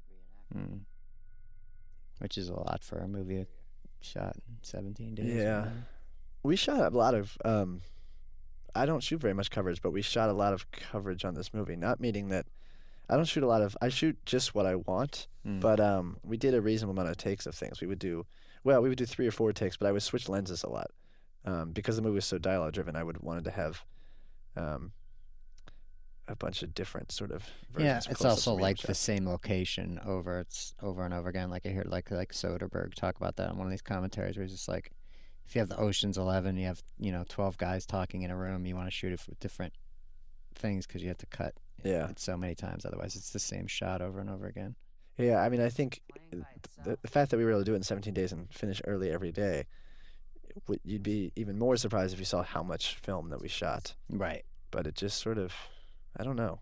I think that you guys were pretty prepared, and I think that Elliot and I were pretty prepared, and it just sort of made a good crew around all of us. So there weren't a lot of like catastrophes holding us up. No. And we just sort of sat down, said the lines, filmed it, tweaked it, did it again, and then moved on. I mean, we were able to do a lot. I mean, in the one sense, it's lucky, but in the other sense, yeah, if you are prepared, you can do that. Oh, here you go. That's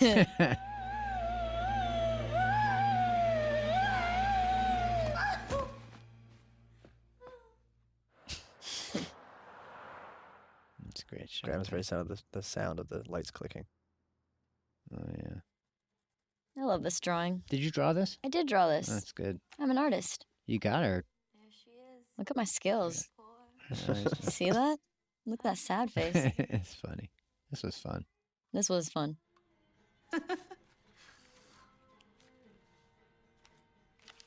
Although it's interesting for me, I was saying this the other day. I played this as totally like heartbroken, but it gets huge laughs, and I like that about it. Now it probably gets like the biggest laugh for me in the movie, but I was playing it totally sad. Story of my It's life. actually because it makes people cringe. This is my favorite line in the whole movie. Who are the others? I don't know why I said it like that. No, I don't know either. It just came out. And it just was keep doing that. What have you done with his eyes? Find laziness very attractive. I really like you, Clay. This scene is sort of the pivotal moment in the movie that if it didn't go into the basement, it could have just gone on and been a quirky romantic comedy movie Yeah. that just kind of, went its way. Why didn't we do that? Come on. I don't know. They wouldn't give us the money. Yeah. I love the fact that you support me with the website, and There's another unconscious performance thing here, which we talked about later, which is the Steve Park from Fargo. The whole "You're such a super lady," Right. famous scene in the Radisson bar. Yeah, I think Frances somehow when we were McDormand. shooting it, when you said it got so uncomfortable. Yeah. That it reminded us of that sort of. Yeah. I like you so much. Yeah, it's right there. It's a Yankee Peddler, so it's pretty good. Yeah. Me too. What's yours? See, there's the big Yeah, laugh. that That's- gets a it's huge- played off the back of my head, even, and it gets a huge laugh. That's when you know when people are really with the movie, the audience.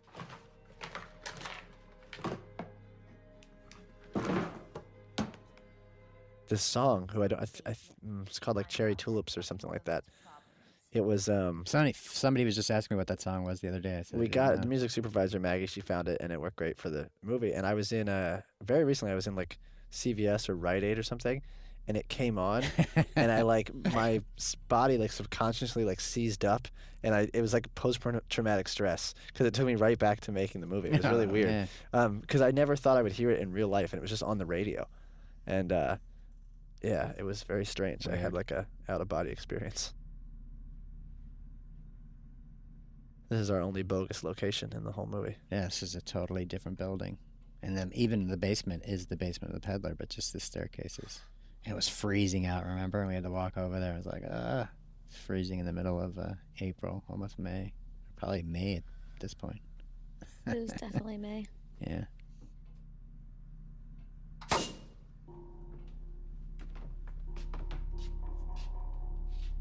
That's a good omen. I think that was an ad lib. Yes, I think you're right.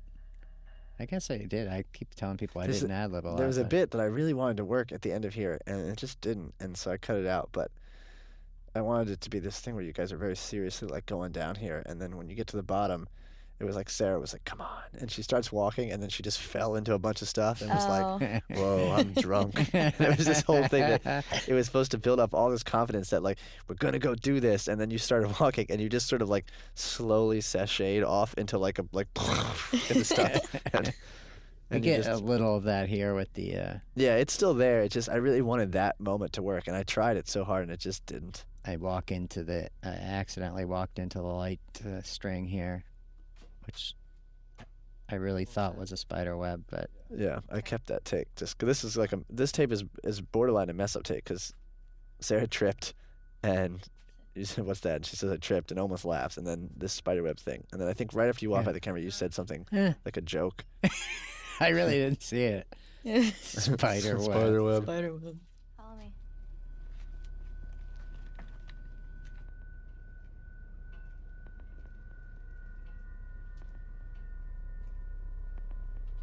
Oh, remember this? This was just like there was so much sawdust. I mean, you see it on here in the light, but it just usually it's like smoke. There's like 10 times more than it looks like there was. It's inhaling sawdust. There was piles of dirty sheets. Remember that? Yeah, and then that like big Pipe. pipe that was just emptying out liquid waste. It was like it was like a next poo door. drip. Yeah. It was like dripping poo into the Oh, sheets. We my were just God. standing there. It's direct from Sarah's room. Yeah. Must be a bad cable. This is some snail bucking here. Major snail bug. I forgot to mention that during that beer drinking scene that it was like towards the end of the shoot and your stomach actually really was really bloated. Remember? Because Oh, you've been yeah. eating all that salty stuff. I'll tell you that Stick it that out. scene was one where Elliot looked at me and went, "Are you noticing that?" And I was like, "I am." He's like, "It's kind of haggard," and I was like, "I am." She looked like when you use the cartoon, you see the egg and the chickens, like the arms and the head popped out, but the egg they're still inside the egg. I know. I was glad we were shooting the drunk scene that day because I was Yeah. just like, you just came down and you were like a puffy fish. You And it was sat like- down and your like belly was like sticking out. Yeah. Like, I think that's why I put the can on my stomach. It 'cause It was. was so puffed out. Yeah.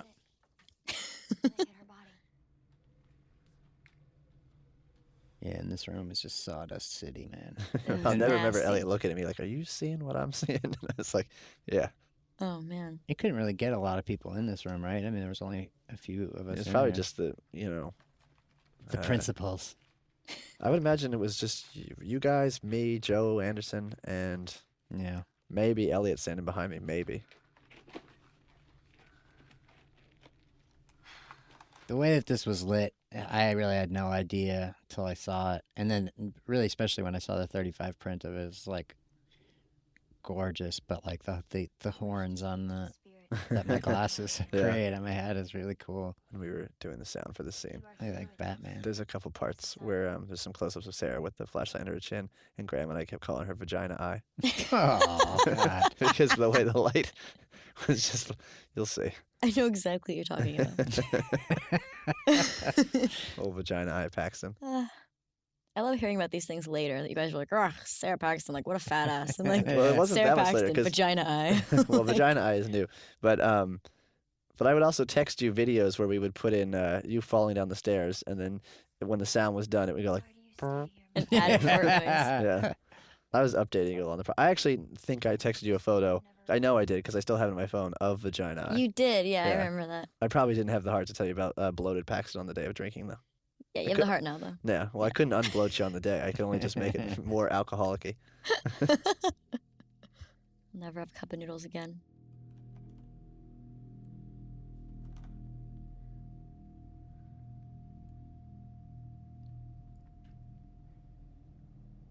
Madeline, give us a sign.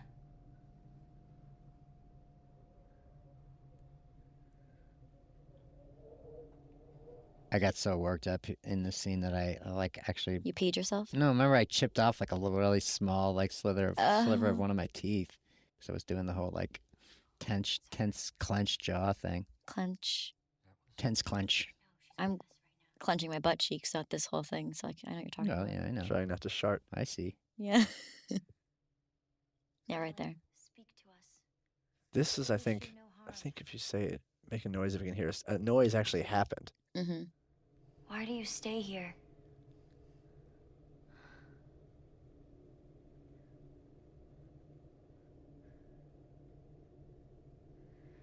Why does your spirit never rest? I guess I missed it. There's a part where you said make a noise if you can hear us, and then something went poof, Mm-hmm. and you like looked over.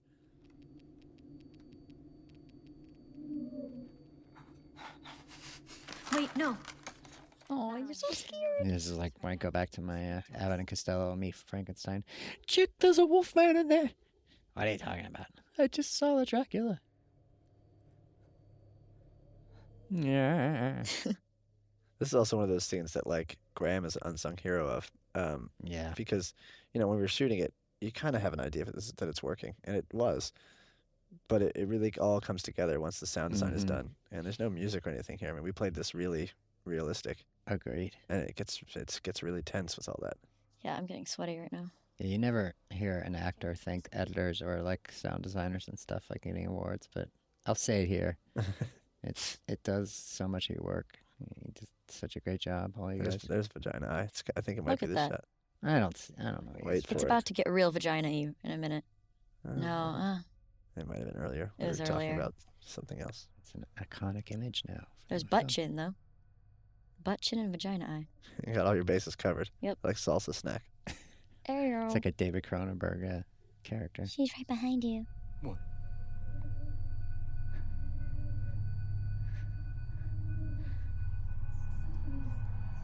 She's right behind you.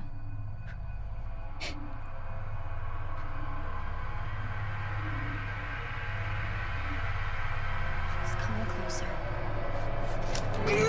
Fuck He just outta like here. pushed me down. Yeah. Make people think like I'm going to attack you at that point or something. Just a big fraidy cat.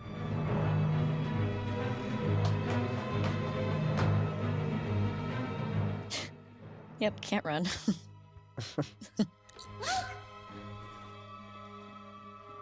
It's like smoke trail. My jacket's too small. Yeah. I believe you gave me some Costanza here. I think so. Yeah. Why? Was it different than the times you saw her? There were no other. It would have been the same day that we shot the. I don't want to scare you because it's in this hallway, so it was all around Costanza Day. I never saw anything. I made Like it all this. up. I'm doing twinkle toes here. I don't want anything to do with this anymore. This is just too fucked up. I love that. It's just too fucked up. Yeah. That's like Al Pacino. How fucked up you are. Yeah. Now, this was great because it really just started raining, remember? It was Mhm. totally spontaneous. It was really raining. We weren't planning it. It's not a machine or anything. Nope. It's a Deadhead sticker on the back. Was that intentional or is that Yeah. just... Nah.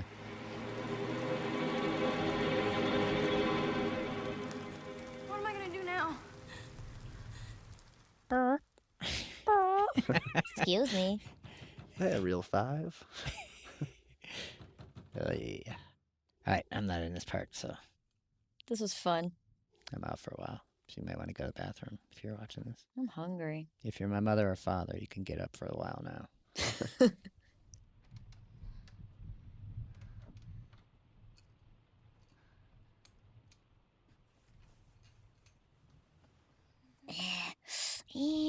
Oh. Smeagol. Precious. Yeah.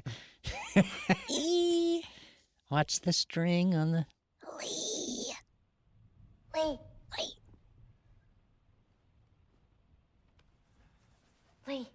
I'm right. I don't want to hurt her. Lee, wake up. I need your help. Help me. Hey. Lee. You get a big shove there. What are you doing in there? I love that. It's a funny moment when she starts to yell at you and her head just flies up into frame. Made Graham and I laugh a lot. Here it comes. What should I help you so you can make fun of me some more? You know, I believe. You can even see the camera kind of move a little bit to adjust for it. Well, Lee, should have defended you downstairs, and I made a really big mistake, okay? But I have a problem. I'm scared, and I'm alone, and Madeline made contact with me, and I don't know what else to do. What? I don't know what else to do. I don't know what to do. Jerry! Serenity now. Wait, you're still here? I told you to get the fuck out. Get me something to drink.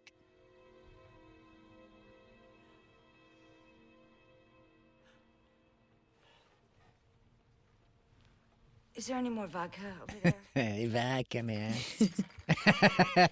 There you go.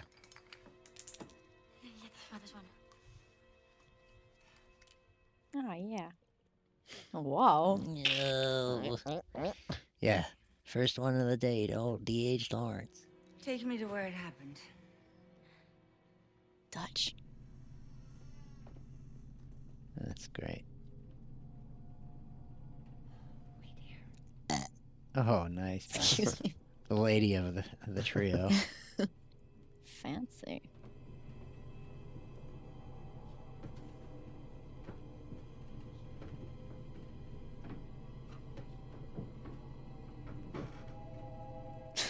It made me laugh too. Why is that funny? Because I'm so Dutch.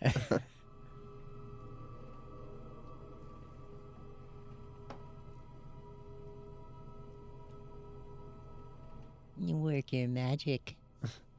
No, Crystal. Oh, Crystal.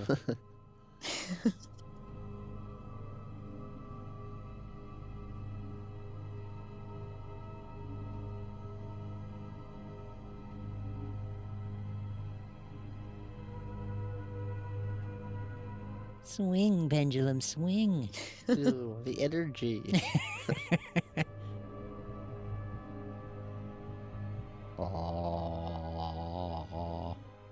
Dark Crystal. I love the Dark Crystal. Yeah. For the whole movie. Trial by stone. Bazoing. Who's that? Those are actually sounds of you screaming from the end of the movie that she's hearing. Foreshadowing.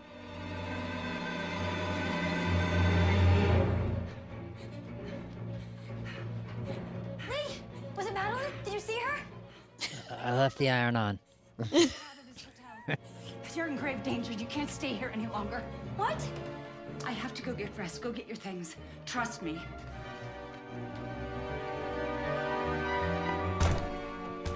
Yeah, got Zooks.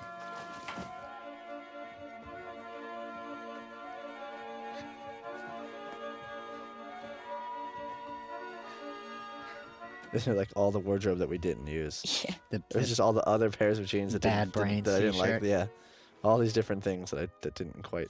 All right, here we go. Lee! I forgot something. I'll meet you in the lobby.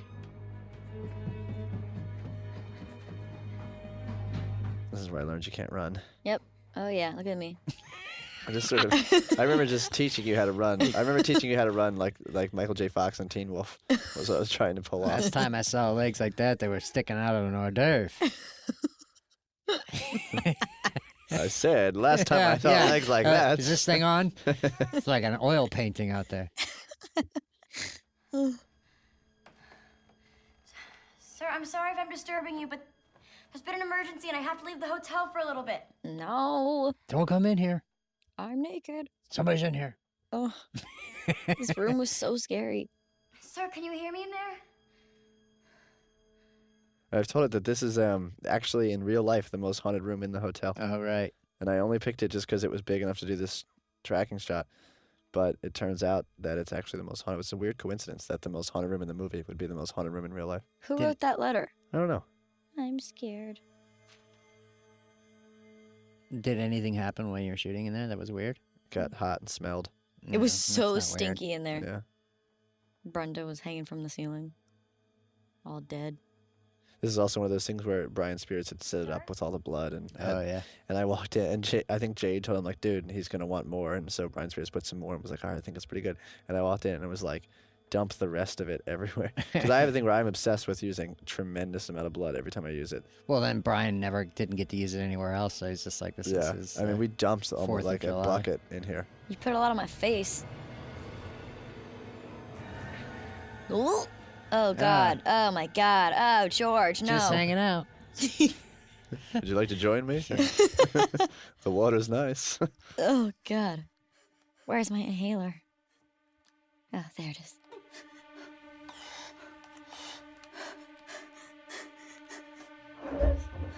We had to paint that inhaler because I couldn't find a goddamn inhaler that I liked the looks of. So we had to paint it some sort of beige color. It's a I can't project. watch this. This still scares me. True story that Sarah's inhalers was a fruit punch dispenser. Yes.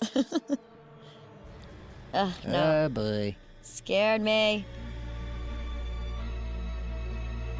This gets a good jolt in the theater. And this is also, if you remember, for me anyway, the most difficult scene. For some reason, you were trying to get something here. You know what I'm talking about? Yeah. And it was really hard to do. Do you feel like you got it? Yeah, it did take a while though. Just because it's there's so many different things happening here Yes. that it was like you'd get the first half of a take really good, and then it would just everyone would start to get confused. And it wasn't Yes. you; it was just everyone in general. No, it was everything. Yeah, It changed tones so much subtly in there. It was very tough. We did a lot of takes of that. It was one of those things that on the day was really hard, but once I was editing and had a lot to choose from, it was all there. Other than a few times where I was like, ugh, matching this is a project. Other than that, it wasn't so bad. Once I had everything in front of me, it wasn't so bad.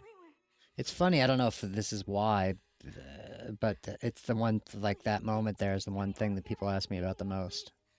But what I say there and all this stuff. Right. I guess because it's rich with meaning because we put so much into it. But. Sure.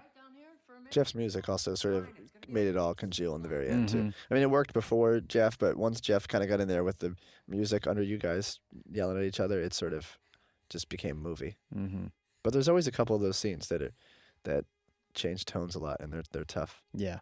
I don't like this noise. It scares me. Her going, Claire.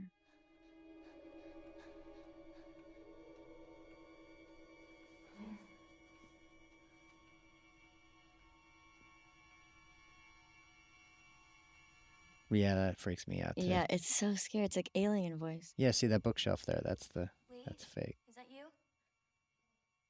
I hate that noise. Yeah, it's me. Yeah, I'm right here. This freaks me out right here. Every time you walk by the open door. There's a groovy sound here too. It's the way this is shot. You just expect something to come out right here, right? You're just like, ah.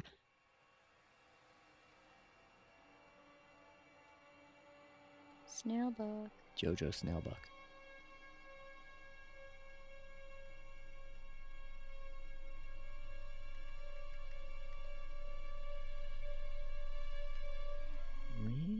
Yeah, I always thought this would be scary because there were so many doors that someone could just be like, I got your stuff, I'm ready to go, you ready to go? Yeah. Pat, your character just keeps showing up at terrible times. scaring Yeah. you. I'm sorry, I didn't twice now. Where's my toothbrush? Thought my room was this way, it's this way.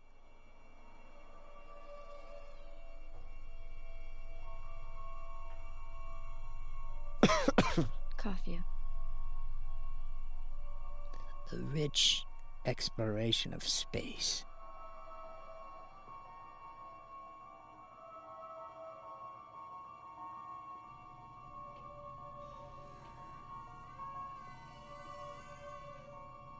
The children's choir.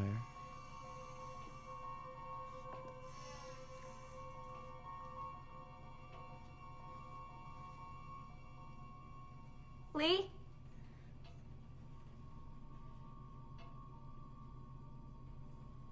Lee? It's my bong collection. I don't want to go back down there. Womp womp.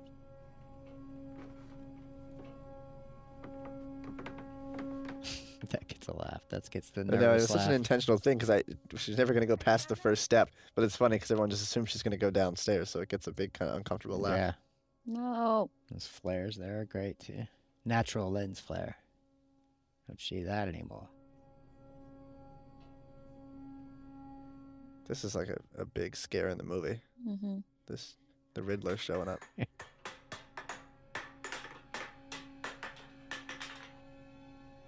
We played it with no sound effects so as to... God. It's so scary. I can't even deal with it. He's just like, what do you want from me? Yeah. He's just hanging out. Oh. that's where we had it, right when you landed. That wasn't you though, right? What? Me? It might have been me. No, it The wasn't. actually no, the part like you took the last little Crack. bit of a landing. Oh no! I thought I just like threw my. I thought You I was just kind already of laying went there. and landed Yeah, on the ground. exactly. We had a stunt girl in a Dutch wig take the rest of it. Dutchie did the rest of it. Past the Dutchie. Past the Dutchie.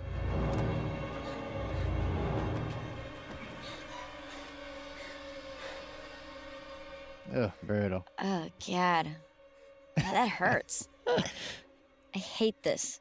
How did George know to be so like freaking scary in this? He was just on another level. He was.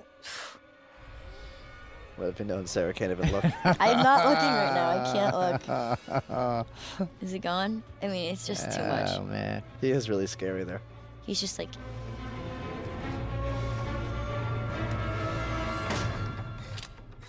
I always think of John Shim when this part happens. Because he was kicking the door. He's kicking the door, yeah. He hit me in the face there. John Shim used to run around with a ghost sheet on. In the middle of dinner time. Yeah. Like, "Meow." Key grip to the stars. Yeah. Oh, look, just like earlier in the film, somebody made a mistake. What an idiot. This was like the most exercise that I got all year.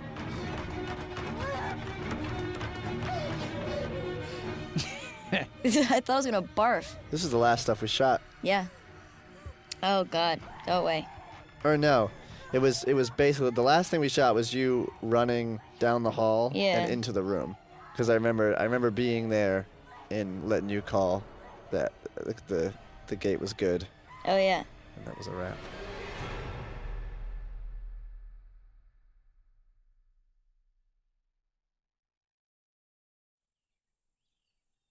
Epilogue. All right, thanks. Oh, all right. Thought we were done.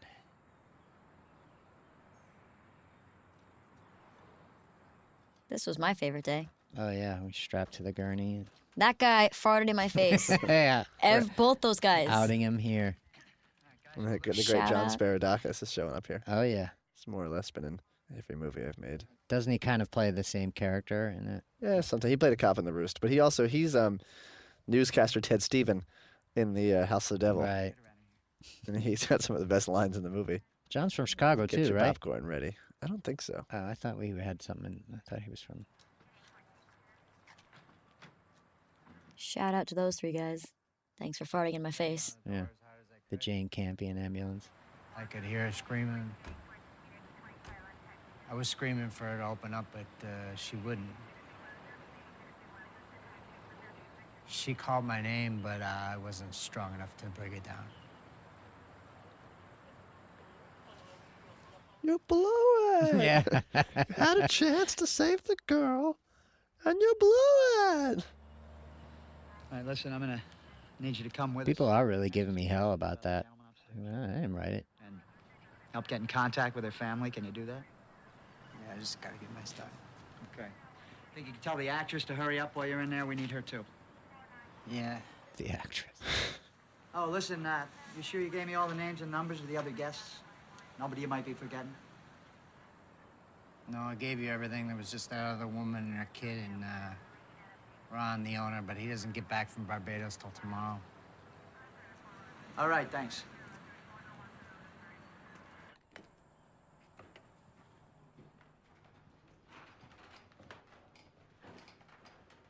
That was really foul.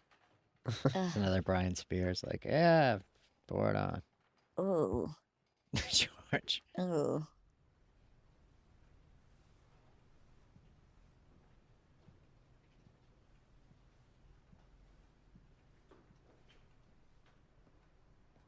Snailbuck. Yeah. This is, what fun we were having. Yeah. That sucks. I remember those bygone days when we were the innkeepers. Da, da, da. I had a chance. Yeah. I never saw her again. But I think I might in the next life. As innkeepers. Da, da. Wait a second. Wait a second. Wait hold a up. second.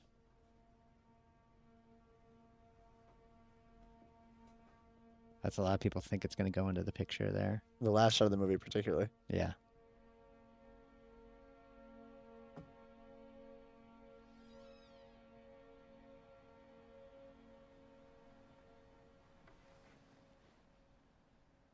line.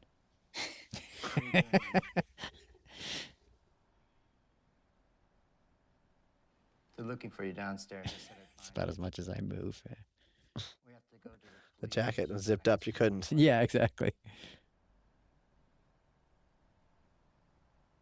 Did you hear me? I said we have to go. See, this is like somebody had this whole elaborate thing here where it was like this unspoken thing where we had like conned her and we were in on it together. I don't know why, but it sounded pretty good. You could have done something.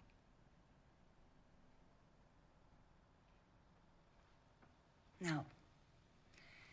There's nothing anyone could have done. Denied. They're looking for you downstairs. I remember the shot had this weird, like, Ave Maria vibe when it panned over to her. It was like this weird convent vibe.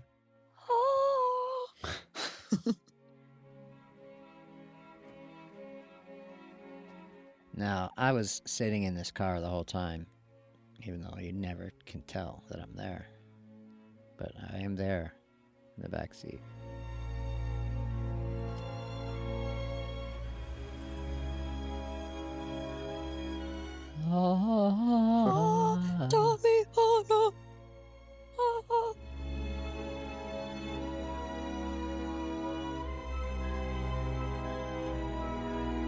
Yeah, I remember we like scaled the roof of that building and put the camera up on the roof Yeah. to get this zoom out. Yeah, I remember that was the first time you had to communicate through walkies or yelling or something. Walkies or yelling.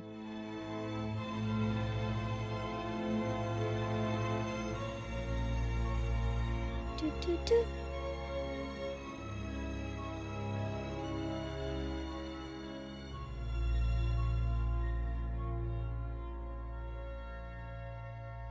Did you ever see a dream walking? Well, I did. Sarah Paxton wanted to score the film herself.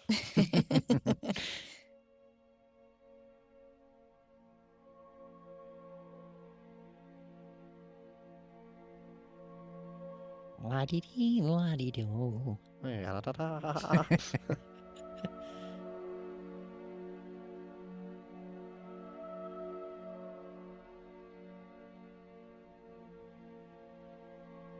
Nobody ever talks about this part. I've never actually seen it. I have. I see it every time. It's been pointed out to me, and I still have never seen it. I went extremely subtle because extremely subtle was better than nothing. Oh, you know, I see it now for the first No, time. you don't. It No, hasn't it's happened not yet. Liar. I have something in my glass. There's that. There it is. I don't see it. Who, me? And I've never seen it. That's I'll it. pause it on the Blu-ray. when it You comes gotta, out. if you scrub through it, it makes it somehow really obvious. Yeah, Pete pointed out to me last time we were watching this on the big screen. I still didn't see it. That's the end. Well, that was a pleasure. None of these people had anything to do with the film. Who are those people? All great people. So- Hey. Dun, dun, dun, dun, dun, dun, dun, dun, dun. Well, that's fun. Yeah. Glenn did a good job with these credits, making them look innkeeperish. Stunt double for Ms. Paxton. Oh, it does say that. Abby Nelson. Good job.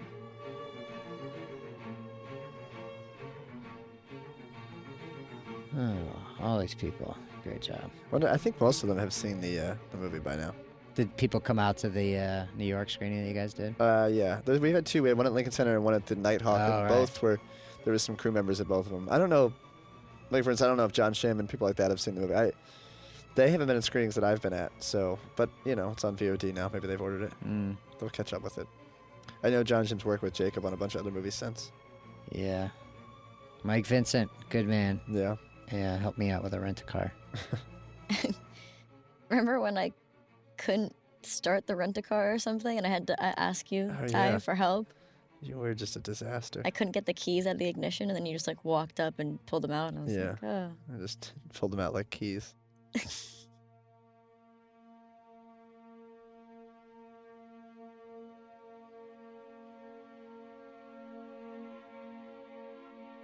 Catering. Gyro. I think Mike Vincent actually helped me move.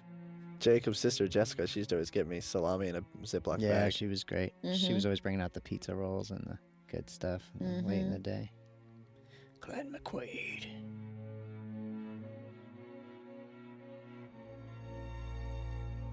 It's funny, it's sort of Kodak and Deluxe and everything.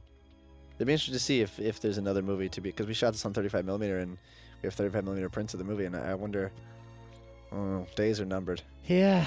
I just saw one, we need to talk about Kevin. That was shot and just got to see it projected too, but it's very rare these days. You know, I play the flute. We could have, you could have hired me to Is do that this true? flute Yeah. business. Yeah, The kazoo. Do you play the kazoo? that too. The skin flute. Cha-cha. Bazoing.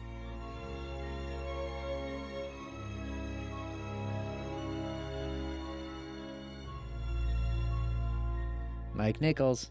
Yeah, I don't know who that is. It's not the Mike. It's not the Yeah, Graduate. Everybody But people was always asking say about like, "Oh, why'd you think Mike Nichols?" They always ask about Mike Nichols, Bo Derek, and somebody else.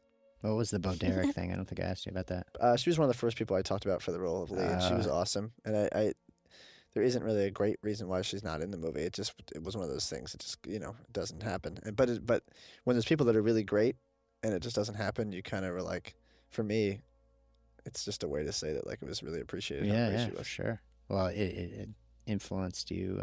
Because people like a lot of times when if you don't cast someone, it's not necessarily like sometimes there's a couple people that are right for the Salsa role, snack. and you have to kind of go with it. I never realized that was in there before.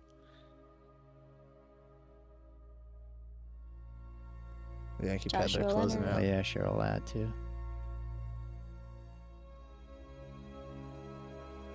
Sweet. Well, we thank you for listening. Thanks, and, guys. We hope you enjoy the movie. Which, if you're watching this, you probably did. Yep. Bye. Bye. Ba-da-ba-ba-ba-bum. Burp. Stay tuned for the bloopers. The end.